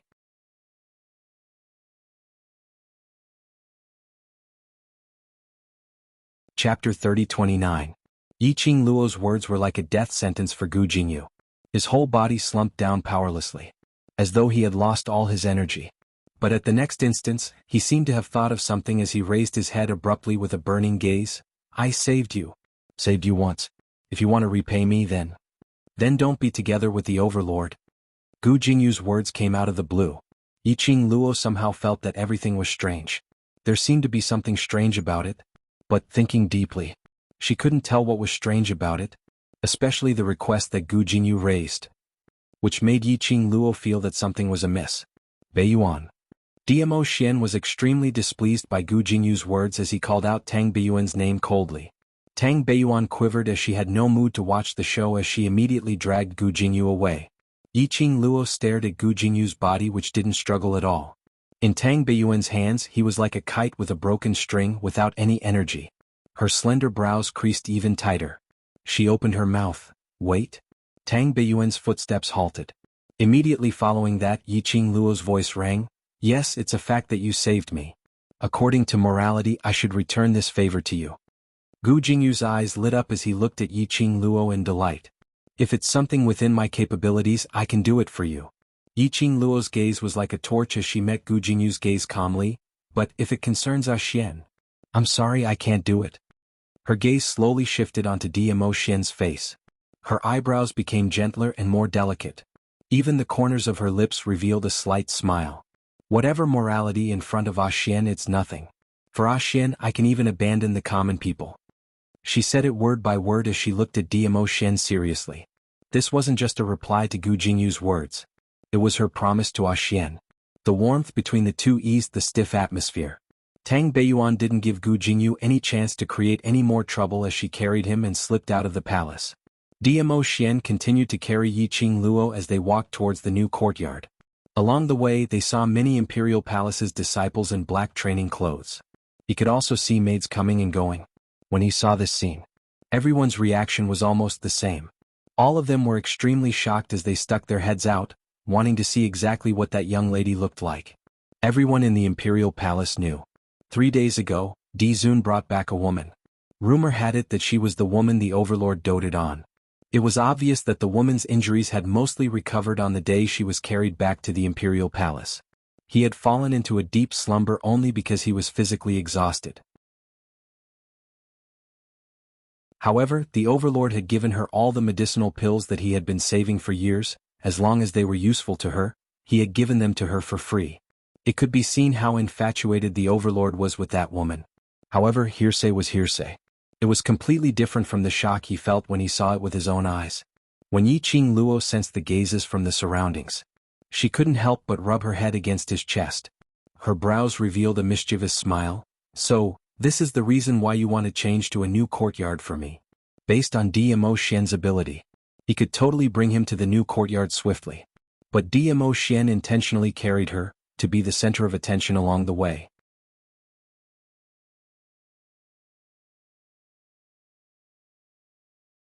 Chapter 30. He was using his actions to show his identity in the imperial palace. Those 5 maids were personally punished by Wind at the training ground. Then he intentionally announced the reason for the punishment. And because Gu Jingyu had improper thoughts towards Yiqing Luo, he was personally escorted back to Wine Valley sect by Tang Beiyuan. This was totally not giving Gu Jingyu any chance to make a comeback. Adding on to the fact that he personally carried her all the way to the new residence. All these added up were enough to shut the mouths of those Imperial Palace's disciples who were still guessing Yiqing Luo's identity. One must know. No matter whether it was Wind or Tang Beiyuan, they were all people who only listened to the Overlord's commands. Even the Imperial Palace's granny had no advantage over Wind or the armament refining hall. The Overlord had sent his confidant to do such an unimportant thing. It was enough to show how much importance the Overlord placed on Yiqing Luo. Hence, after Yiqing Luo was carried to the new courtyard by Dmo Xian, this news had already spread like wildfire in the Imperial Palace. From the start to the end, it had not even exceeded the time for a stick of incense to burn. No one dared to discuss it. But in their hearts, they couldn't help but imagine the young lady who could make the Overlord head over heels for her. Some of them used their gazes and expressions to communicate silently. Following that, the matter of Wind carrying those 5 maids and throwing them into the training ground was also spread. Immediately the entire Imperial Palace was in an uproar. Looked like their Imperial Palace was really going to welcome their female mistress. The Imperial Palace's disciples looked at each other in dismay as they discussed in whispers. No one had discovered it. On the training ground, the 2 training team leaders who were standing on both sides exchanged glances. Following that, one of the training team leaders quietly left the training ground. Very quickly, the training team leader went around the main road and took an extremely secluded path.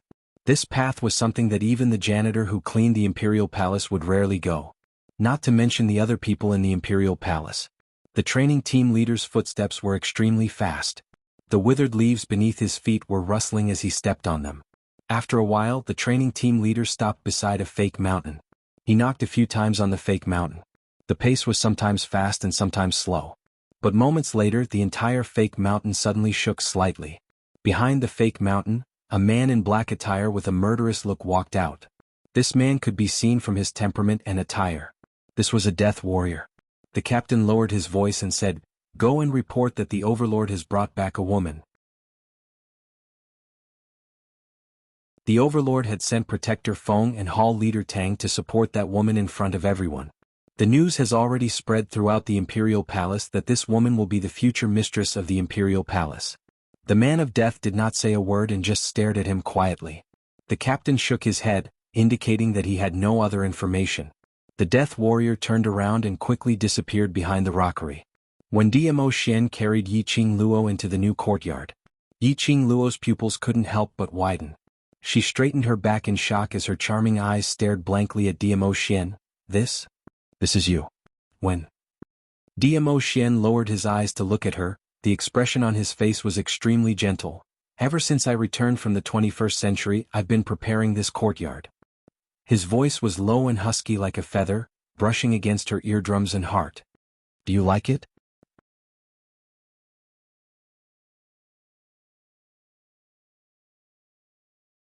Chapter 30-31. How could she not like it? From the moment they stepped into the courtyard.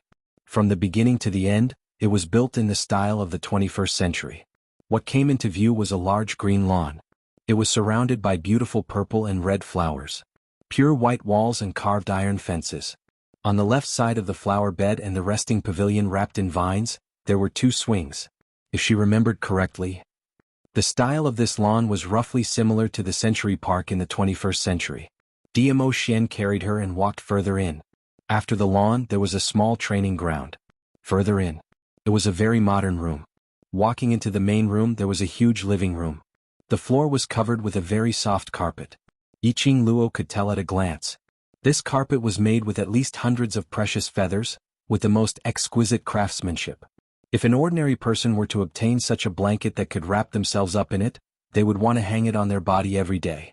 But here it had become a carpet. Furthermore, almost every room was filled to the brim with blankets. The guest room in the backyard was at least a few hundred square meters. Every corner was covered with such precious blankets. How many precious feathers did it take? The interior decoration was also completely in line with the modern style. Tables, chairs and the surrounding furnishings were all built up. There was even a sofa. Especially, when Yi Qing Luo raised her head, she saw a few dazzling chandeliers hanging above the eaves. On that chandeliers, there were thin and small luminous pearls flickering. Yi Qing Luo was completely stunned. How did you make so many things? Yi Qing Luo's eyes widened, filled with disbelief. One must know these things. In the 21st century they could be seen everywhere. But in the Nirvana realm, it was impossible to have them. Whether it was this smooth and transparent table or the soft and comfortable sofa, or that dazzling chandeliers. None of these were things that could possibly exist in this era. Yi Qing Luo could be sure. These were absolutely not brought back from the 21st century by Diamo Xian, who had the ability to travel through time and space. These things, at first glance, were indeed extremely similar to those things in the 21st century. But if one looked closely, he could still tell the difference. Everything that was filled with the style of the 21st century was made little by little using the things from the Nirvana realm. Yi Qing Luo's heart was beating wildly, as though it was about to gush out from her throat. She struggled a little, wanting to touch these familiar things. Diamo Xian hugged her tightly. This place belongs to you. Put on your shoes and you can take your time to look around. He carried her into the bedroom. Just as he pushed open the door, Yi Qing Luo was shocked by this scene. The whole room was filled with pink hues. Pink walls, pink curtains, pink soft bed. Yi Qing Luo raised her head and stared at Diamo Xian suspiciously. Could it be that her man had other hobbies? What's with this pink screen? You don't like it? The smile on Diamo Xian's face froze as his peach blossom eyes revealed panic and helplessness. I thought you would like.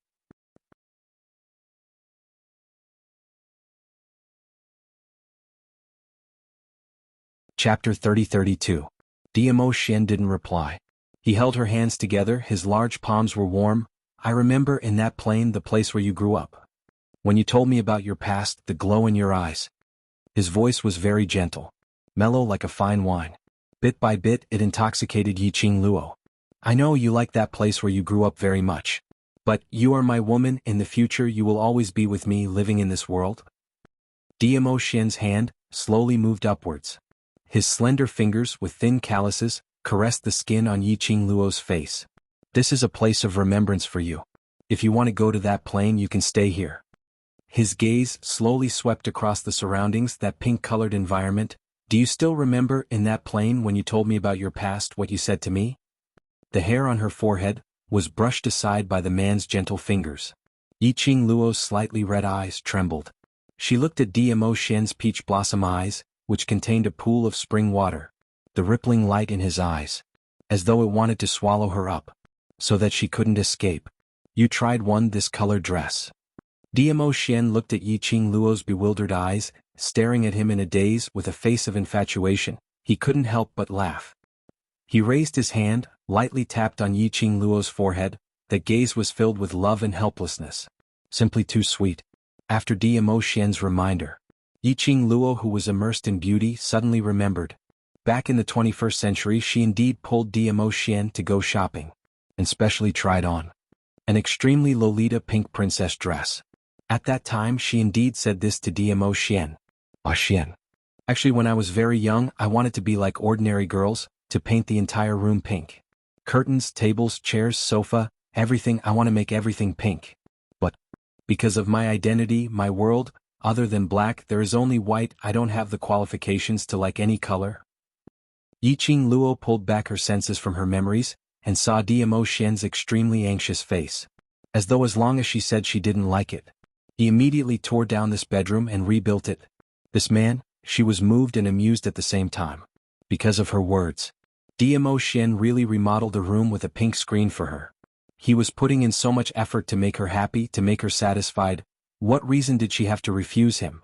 In front of Yi Qing Luo's eyes, it was as if fireworks had bloomed. There was a warm current in her heart, filling it up bit by bit. Ever since she woke up, she had always felt that it was empty. Yi Qing Luo's arms wrapped around Diamo Xian's neck, and without any hesitation, she planted her lips on Diamo Xian's lips.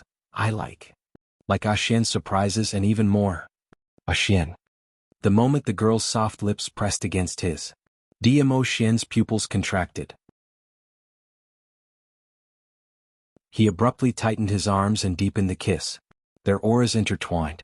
Until Dmo Xian noticed that Yi Qing Luo's body was not used to such intense intimacy. After fiercely pecking Yi Qing Luo's lips a few times, Dmo Xian released her. Yi Qing Luo seemed as though she had lost all her energy as she laid limply in his arms.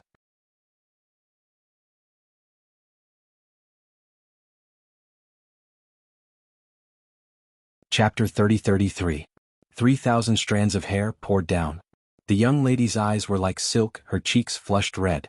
Because of the kiss, her eyes were half opened, adding a few hints of enchantment and laziness. Dmo Xian's eyes drooped, as his breathing suddenly tightened. His body also turned stiff. How would Yi Qing Luo not understand what Dmo Xian's reaction represented? Her cheeks turned even redder.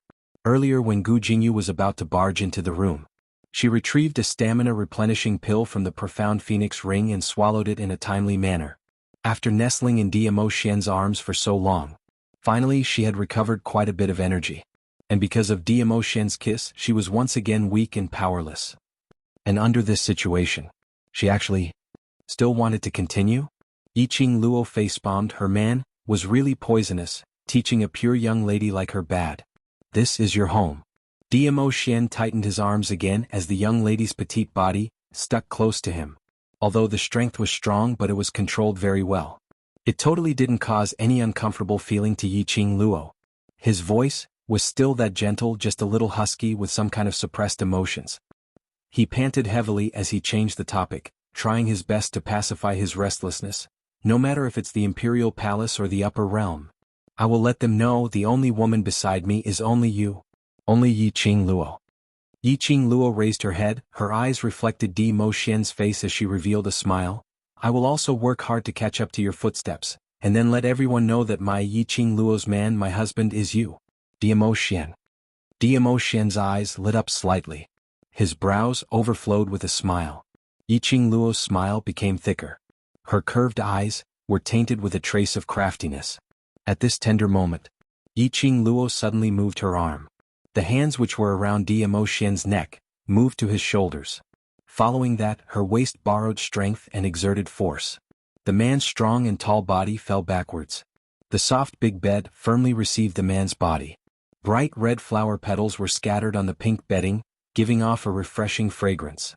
Dmo Xian's black hair scattered in between the petals, his purple robe also swept up a few ripples. Under the bright red petals, it made the man look even more magnificent and peerless, comparable to a god. Yi Qing Luo's petite body covered his chest. She raised herself up and looked down at him.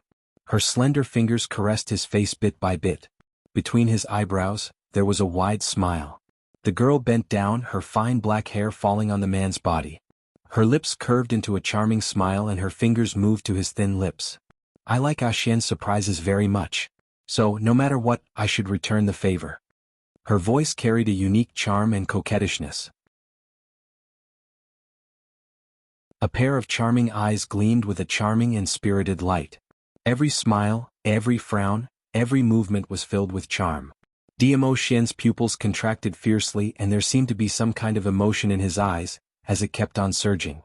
Just like a beast that was about to break out of its cage. Dmo Xian's change, Yi Qing Luo naturally saw it. Her lips curled upwards, her smile became more and more charming, her body also followed closely, slightly lowering a little.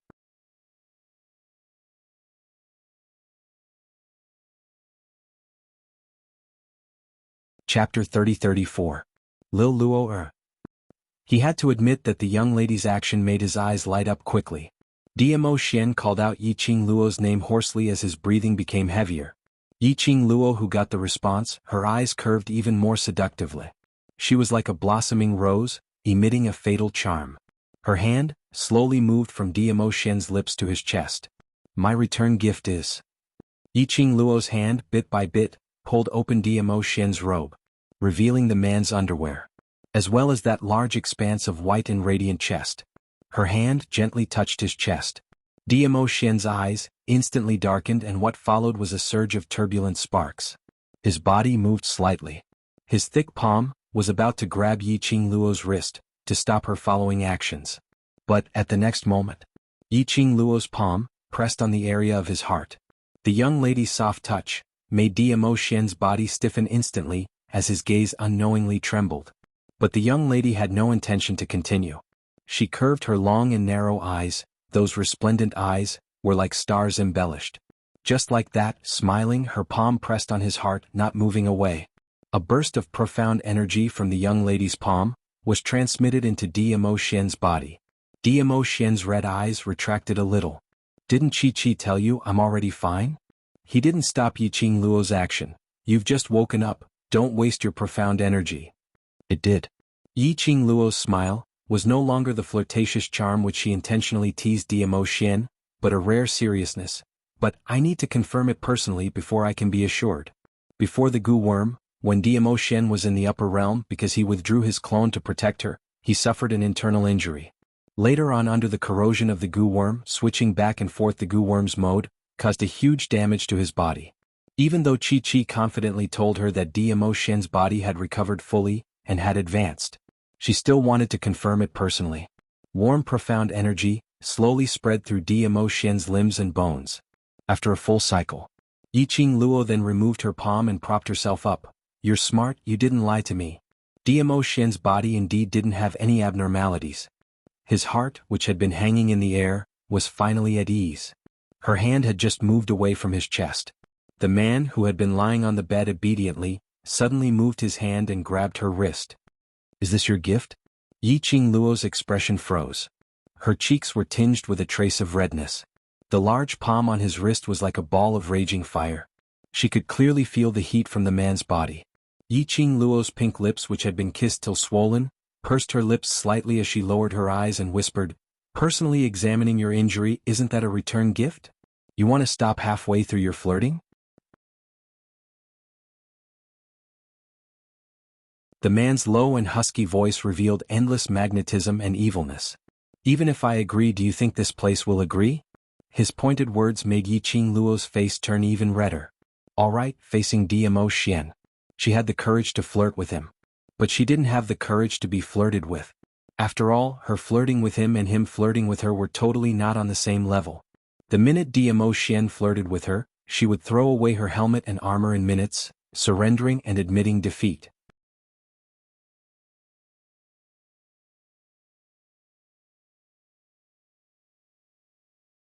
Chapter 30-35. Yiqing Luo had just finished her words. Her waist was lifted up by a force. Immediately following that, she fell onto the soft big bed. The man's warm body pressed tightly against her. She and Diamo Xian exchanged positions. A very orthodox position. Male on. Female on. Yiqing Luo's eyelashes trembled violently, her little hands curled up slightly as she clutched Diamo Xian's collar tightly. When she opened her eyes, she met the man's handsome face. Especially that pair of long and narrow peach blossom eyes, which were like stars embellished with flowing lights and vibrant colors, were absorbing her soul bit by bit. Yiqing Luo's heart suddenly accelerated. The man bowed his head, raised his eyebrows and smiled lightly, his thin lips pressed on the skin of her face, slowly moving downwards. Finally it stopped at her lips. A warm and elegant breath wrapped around Yiqing Luo, causing Yiqing Luo's delicate body to tremble from time to time. Yiqing Luo couldn't help but close her eyes. Delicate moans, the breath also became warm. The man's thin lips pressed down. A very gentle, very loving touch. The elegant sandalwood smell lingered between the two. Yiqing Luo's state of mind, gradually, was confused. But just when Yiqing Luo thought Diamo Xian was going to continue the next step, Diamo Xian slowly propped up his body, lying sideways next to her. Yiqing Luo closed her eyes, waited for a long time, and sensed that something was wrong. The moment she opened her eyes, she saw Diamo Xian by the side, smiling at her elegantly. In his eyes, there was an obvious teasing smile. Yiqing Luo's face instantly turned red. You did it on purpose." This man actually, after teasing her, he just stood by and watched. Was he deliberately trying to see her embarrassed? Diamo Xian laughed lightly. In the laughter there was endless husky magnetism. His hand, stretched over, embraced Yiqing Luo's delicate body. Yiqing Luo struggled, puffed up her cheeks and said angrily, "You are rejecting my gift. If you don't want it, I won't give it to you." Diamo Xian laughed even more joyfully. His long arms tightly encircled her, covering the young girl's petite body, completely in his chest. The man's slender fingers, gently slid over the young girl's back. Her movements were extremely gentle. Why would I reject this reciprocal gift? Diamo Xian leaned close to her ear as he chuckled. Don't tell me you still can't feel it? As he spoke, he moved a little. How could Yiqing Luo not feel it? Her face was getting redder. She lowered her head, bit her pink lips, and squeezed her head against the man's chest. Diamo Xian sighed softly and tightened his arms even more. Don't move. If you move again, I might really not have the willpower to take care of your body. A certain softness in Yiqing Luo's heart seemed to have been poked. The resentment in her eyes instantly became as gentle as water. This man, no matter how unbearable it was for him to endure it, he was also thinking about her body. He woke up after sleeping for 3 days and 3 nights.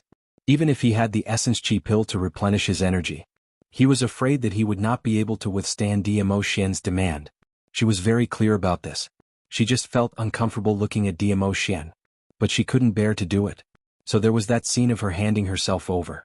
Yiqing Luo's pink lips rose, smiling contentedly as she hugged Diamo Xian's waist with both hands. Ah Xian, you're so good. Diamo Xian smiled bitterly. This compliment, I really don't want it. God knows if he could continue to restrain himself.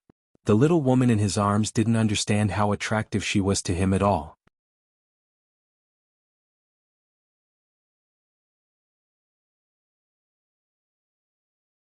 Chapter 30-36. This smile was so enchanting that it could cause the downfall of a nation. But this enchanting smile made Diamo Xian's brows twitch as an ominous premonition arose in his heart. As expected, the next moment, Yiqing Luo's alluring face was already close to him. She opened her mouth and bit his neck with her pink and moist lips. She didn't use much strength, and her little tongue touched from time to time.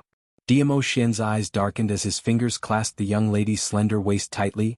Lil Luo, don't play with fire. Yiqing Luo giggled, her smile was devilish and charming. Her petite body in his arms arched here and there, endlessly seeking death. Yiqing Luo stuck close to Diamo Xian. Naturally she could clearly feel his body's reaction. Lil Luo. Diamo Xian gritted his teeth. Be careful of self-immolation. That suppressed word seemed to be squeezed out from the gaps of his teeth. I'm not playing with fire. I'm just weak and have no energy. No matter how I lie down I can't sit still. Yiqing Luo deliberately used a coquettish tone as she acted coquettishly, rubbing her little face into Diamo Xian's arms. This rubbing decisively made Diamo Xian's body stiffen even more. Even though it was separated by a robe, Yiqing Luo could feel the man's body heat gradually rising. Seeing Diamo Xian's expression had turned extremely ugly and his eyes were filled with fiery red light. Yiqing Luo withdrew her hand contentedly and snorted, Let you see me embarrassed, this is giving you a taste of your own medicine. Saying that, Yiqing Luo pushed Diamo Xian's chest away and was about to get up from the bed. The moment she sat up straight, her wrist was suddenly pulled by the man's strength. She fell into the man's arms once again. What greeted her was an overwhelming masculine aura. The overbearing kiss made Yiqing Luo stunned. Until Diamo Xian's wide palm probed her skin. The slightly cold fingertips made Yiqing Luo quiver. Her eyes were misty as she stared at Diamo Xian making the last struggle. Xian, my body has no energy, no energy. She hadn't finished her words. The man pulled her hand down. Yiqing Luo's hand trembled but she wasn't able to fight against his strength. The man's husky and magnetic voice carried a bewitching charm as he whispered into her ear, Lil Luo, there are many other ways that don't consume energy. Extinguish the fire. He deliberately lowered his voice when he said the last 2 words. It was very seductive. Yiqing Luo instantly wanted to cry but had no tears as her heart was filled with vexation. As expected, she had no chance of winning in flirting with Diamo Xian. Diamo Xian flirted with her at any moment. Yiqing Luo versus Diamo Xian, the nth round. Once again Yiqing Luo fell into a deep sleep in this pink bedroom, which ended. When Yiqing Luo woke up again, it was already noon the next day. She opened her eyes. Diamo Xian was already dressed neatly as he sat by the side, handling the important affairs of the imperial palace.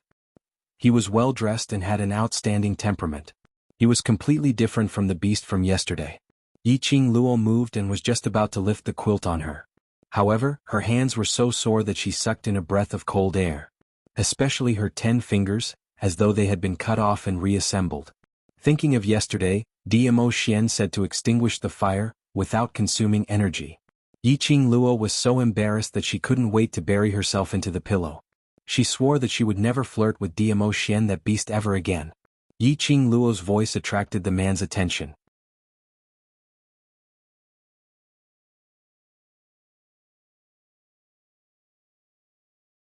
Chapter 30-37. Yiqing Luo turned around with all her might, not willing to bother about him. Dmo Xian bent down and placed one hand on her body through the blanket as he spoke gently. "All right, since you're awake, get up and eat something. Although there are elemental pills to replenish your energy, but you still need to eat." Yiqing Luo twisted her sore hand as she pursed her lips tightly and even harumphed loudly to express her anger. The young lady's rare demeanor made the smile on Dmo Xian's face even more obvious. Only he was able to see such an agile little Luo. Dmo Xian's eyes were filled with adoration as he scooped her together with the pink blanket into his arms. "Even if you're angry, you still need to eat something first to fill your stomach before you have the energy to be angry with me, isn't that so?" This tone seemed as though he was coaxing a little pet, making Yiqing Luo's lips twitched. What did he mean by eating until she had the energy to be angry with him? At this moment, according to the usual routine, shouldn't he be hugging her and expressing his mistake warmly and apologetically, promising that he would absolutely not use this kind of method to torment her in the future? This man, why didn't he play his cards according to the routine? As though he could see through Yiqing Luo's thoughts. Dmo Xian's chin, separated by the blanket, pillowed beside her ear as he laughed softly. "I don't want to lie to you because last night was great. In the future there will be more other ways to extinguish the fire, so I'm unable to give you this guarantee." Yiqing Luo. Towards Dmo Xian's words, she really didn't know if she should express gratitude or anger. In the end, Yiqing Luo was half coaxed and half carried by Dmo Xian as she drank a bowl of porridge which was made from precious herbs. After Yiqing Luo had her fill, coupled with Dmo Xian's intentional flattery and gentle words, the anger in Yiqing Luo's heart had more or less subsided. Dmo Xian knew Yiqing Luo's character, so he changed the topic. "During this period of time, stay in the Imperial Palace to rest and follow me to settle the matter between Secluded Palace and Hell Palace. As for the West Continent, you don't need to worry. Yan Xiao Yi, Xiao Jin, and the others have already brought the Miao tribe's holy maiden to the West Continent. With the Miao tribe's holy maiden around, Long Yunzhan's poison will not be a problem." Mentioning this matter, how could Yiqing Luo still care about what had happened yesterday? Throwing a tantrum? She immediately sat up straight and turned her head. "Yi went to the West Continent? What about the Miao people?" The battle with the two from the Netherworld Palace. The entire Miao tribe was basically destroyed. When Dmo Xian appeared, he spared the lives of the Miao tribesmen on account of Miao Yi's help. However, the two from the Underworld Palace and the disciples from the Palace of Gloom had killed many of the Miao clansmen. At this time, Miao Yi was still heading towards the West Continent. Wouldn't that deepen the prejudice the Miao people had against Miao Yi? The survivors of the Miao tribe, including the injured tribesmen, number about 1,200 people. Dmo Xian rubbed her head. These 1,200 people, if after this huge battle, know how to unite and survive, it's not impossible to rebuild the Miao tribe. As for the Miao tribe's holy maiden, the Imperial Palace has sent out 2,000 disciples to stay in the Miao tribe, to accompany the Miao clansmen to rebuild the Miao tribe. The condition is in exchange for the Miao tribe's holy maiden, to work for the Imperial Palace for 1 month. The Miao clansmen will not agree to it. Yiqing Luo, indeed it was impossible not to agree to it.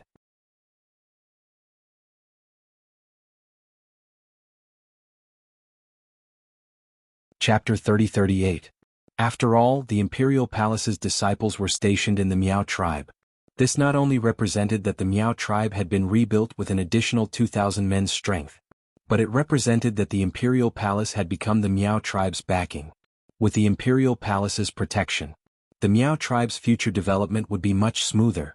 Moreover, the Miao tribe's holy maiden and the overlord's pampered daughter were brothers. Handing the Miao tribe's holy maiden over to the Imperial Palace, there wouldn't be any accidents. The Miao tribesmen naturally wouldn't be too worried about the Miao tribe's holy maiden. Miao Yi had sold herself to the Imperial Palace for a month for the Miao tribe's future. The Miao tribesmen were extremely grateful, so how could they possibly blame Miao Yi for leaving the Miao tribe at this critical juncture? When Yiqing Luo heard that, her little body pounced into Diamo Xian's arms as her arms wrapped around his neck and gave him a smack on the cheek. This man was always able to guess all of her worries, and he had arranged everything appropriately. Such a powerful man. To sweep away all the obstacles for herself. If she didn't work hard to raise her profound grade, to chase up to Diamo Xian's footsteps and work hard to walk side by side with him, wouldn't that be letting down Diamo Xian's efforts? Instantly Yiqing Luo's fighting spirit soared as her little fists clenched tightly.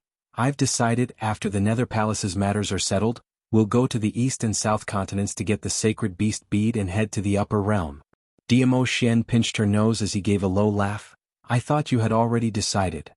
You asked Qingyue Sect's sovereign to automatically send the Black Tortoise Sacred Beast bead to me, isn't it to let me make up my mind? Yiqing Luo shook her little head as the man's finger fell from her nose. That's not it, it's just the right timing. Diamo Xian scooped her petite body into his arms. I understand you, you're not someone who is content with the current situation. Yiqing Luo didn't struggle any further as she leaned into Diamo Xian's arms, placing her chin on his chest as she raised her head. This battle with the Palace of Darkness, this battle with the Hell Sect, I deeply understood the disparity between myself and them.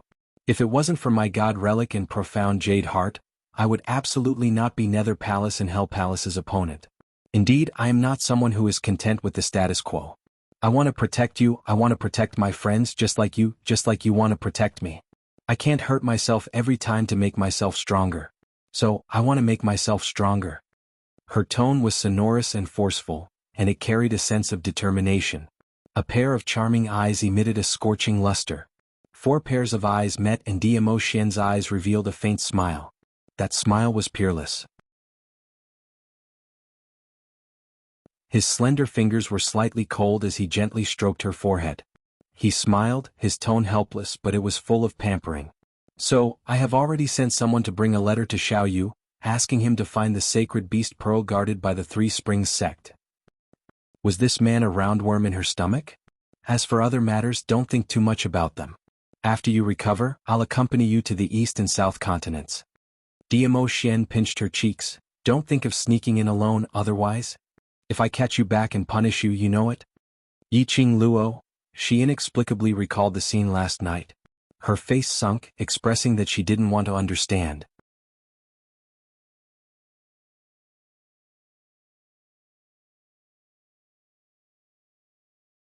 Chapter 30-39. Regarding the secluded palace's matter, the Imperial Palace's disciples and Peach Blossom 3000 have already joined forces to investigate. Diamo Xian could tell what Yiqing Luo was thinking as he bent down and kissed her lips. I know you can't sit still. These few days I'll bring you to the Underworld Palace to have some fun. By the time we return, the secluded palace's investigation should have reached the Imperial Palace, then we'll consider other matters. Yiqing Luo's eyes lit up. Underworld Palace? But play is play, you have to listen to me. Diamo Xian poked Yiqing Luo's forehead as he looked at her sparkling eyes, his lips unknowingly curled upwards. No problem. Yiqing Luo nodded her head vigorously. As long as she wasn't locked on the bed, taking various pills to nourish her body, nothing was a problem. Especially when she followed Diamo Xian to the Underworld Palace to have some fun. But Yiqing Luo's excitement and agitation vanished the next day when she followed Diamo Xian to the Underworld Palace. Because she was trapped in the carriage. And it was escorted by Little Nine, the noble sacred beast Nine-tailed fox. Not only Little Nine. There were also 4 fairy-like female attendants standing around the carriage. As for her, her range of movement was limited to this carriage. Yiqing Luo? She had no way to resist. She wanted to have some fun at the Underworld Palace. She could only listen to him obediently. Sit in the carriage obediently. Yiqing Luo put on a sour face as she watched a certain overlord casually throw Xiaba and Leng Yan, who were badly mutilated, without a single piece of intact skin. Leng Yan was in so much pain that he sucked in a breath of cold air. His mouth, which had its tongue cut off, kept making sounds. Xiaba laid on the ground as he weakly howled, "Kill us! Kill us!" The ground was quickly dyed red by their blood. These 2 people's treatment in the Imperial Palace was really tragic. At this moment, 2 young men dressed in black, around 17 to 18 years old, walked over. "Ayu, bring them up." Diamo Xian instructed the 2 youngsters as he lifted the curtains of the carriage and stepped into it. The 2 youngsters carried Xiaba and Leng Yan agilely as they walked straight ahead. His speed was extremely fast and he disappeared in the blink of an eye. Yiqing Luo's charming eyes stared intently at Diamo Xian as he walked towards her and sat beside her. He even stretched out his hand and hugged her into his embrace. The corners of his eyes twitched uncontrollably. "You intend to let me sit in this carriage for the entire day?" Yiqing Luo elbowed his abdomen. Diamo Xian's large palm wrapped around her wrist. Lowering his head, his thin lips pressed against her fair neck. "I'm taking you to the underworld palace to settle the score." "So?" Yiqing Luo's delicate body trembled as she shrank back to avoid the man's mischief. "Although I'm a venerable sovereign, I'm taking you with me. I can't ignore the chief god's law."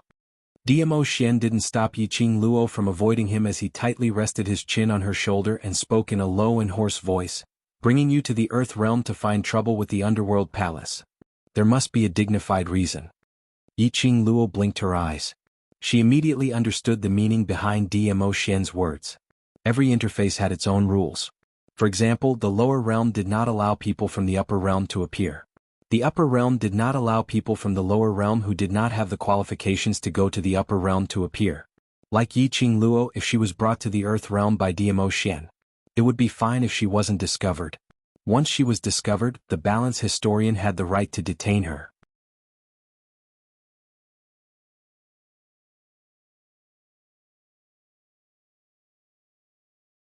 Chapter 30-40.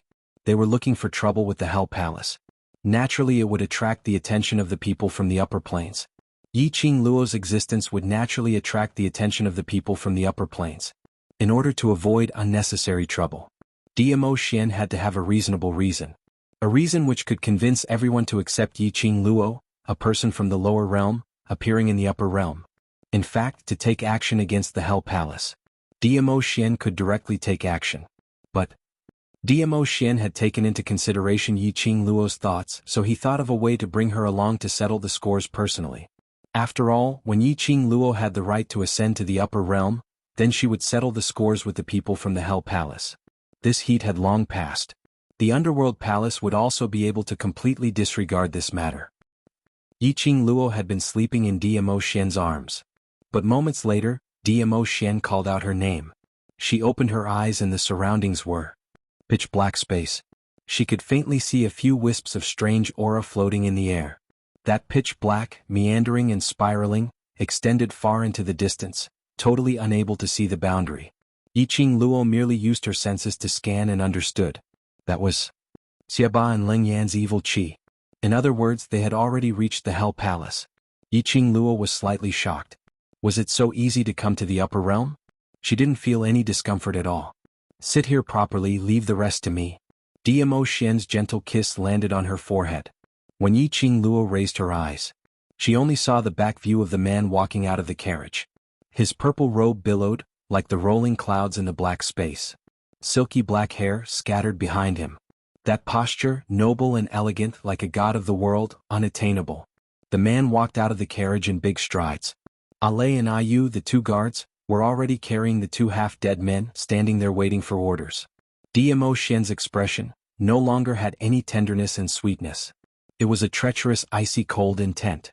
He stood in between the guards and stopped in his tracks. Following that, his wide sleeves waved slightly.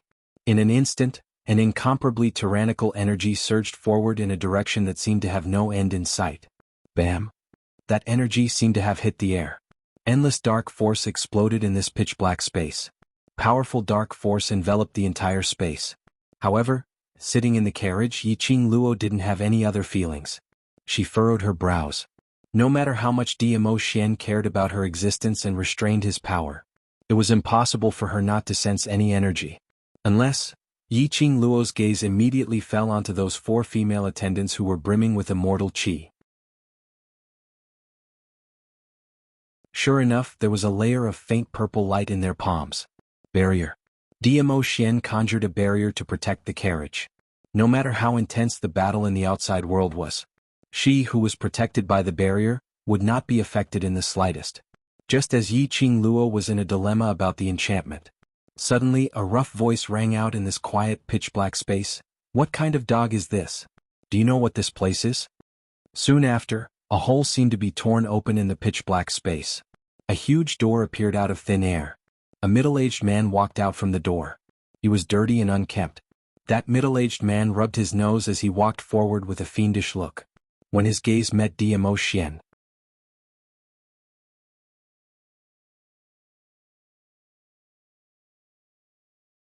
Chapter 30-41. Lord Overlord. The middle-aged man's face, which was so dirty that its color could not be seen, had now turned ghastly pale. His violent aura was also restrained.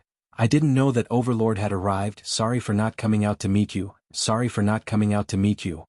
No matter how arrogant the underworld palace was, no matter how disregarding the secular world. But towards the rumors of Diamo Xian, they had heard of it.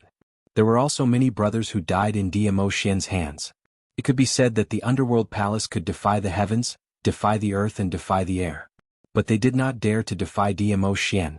Even if Diamo Xian just stood there without saying a word, the imposing aura from his body was enough to suppress that middle-aged man, making breathing extremely difficult. This lord is here to send 2 people to the underworld palace. Diamo Xian's deep and cold voice was emotionless, without any trace of emotion. The middle-aged man only felt his heart tightening as he raised his head apprehensively, looking at Diamo Xian. Who are they? To trouble Overlord to send them personally. Bam. The middle-aged man's voice just fell. 2 lumps of flesh and blood were thrown at his feet. Those 2 lumps were covered in blood. When they were thrown on the ground, they hit the middle-aged man's feet, staining with a large patch of blood. The middle-aged man suppressed the urge to stretch out his feet, to kick these 2 lumps out as he asked in confusion, This is... Save me.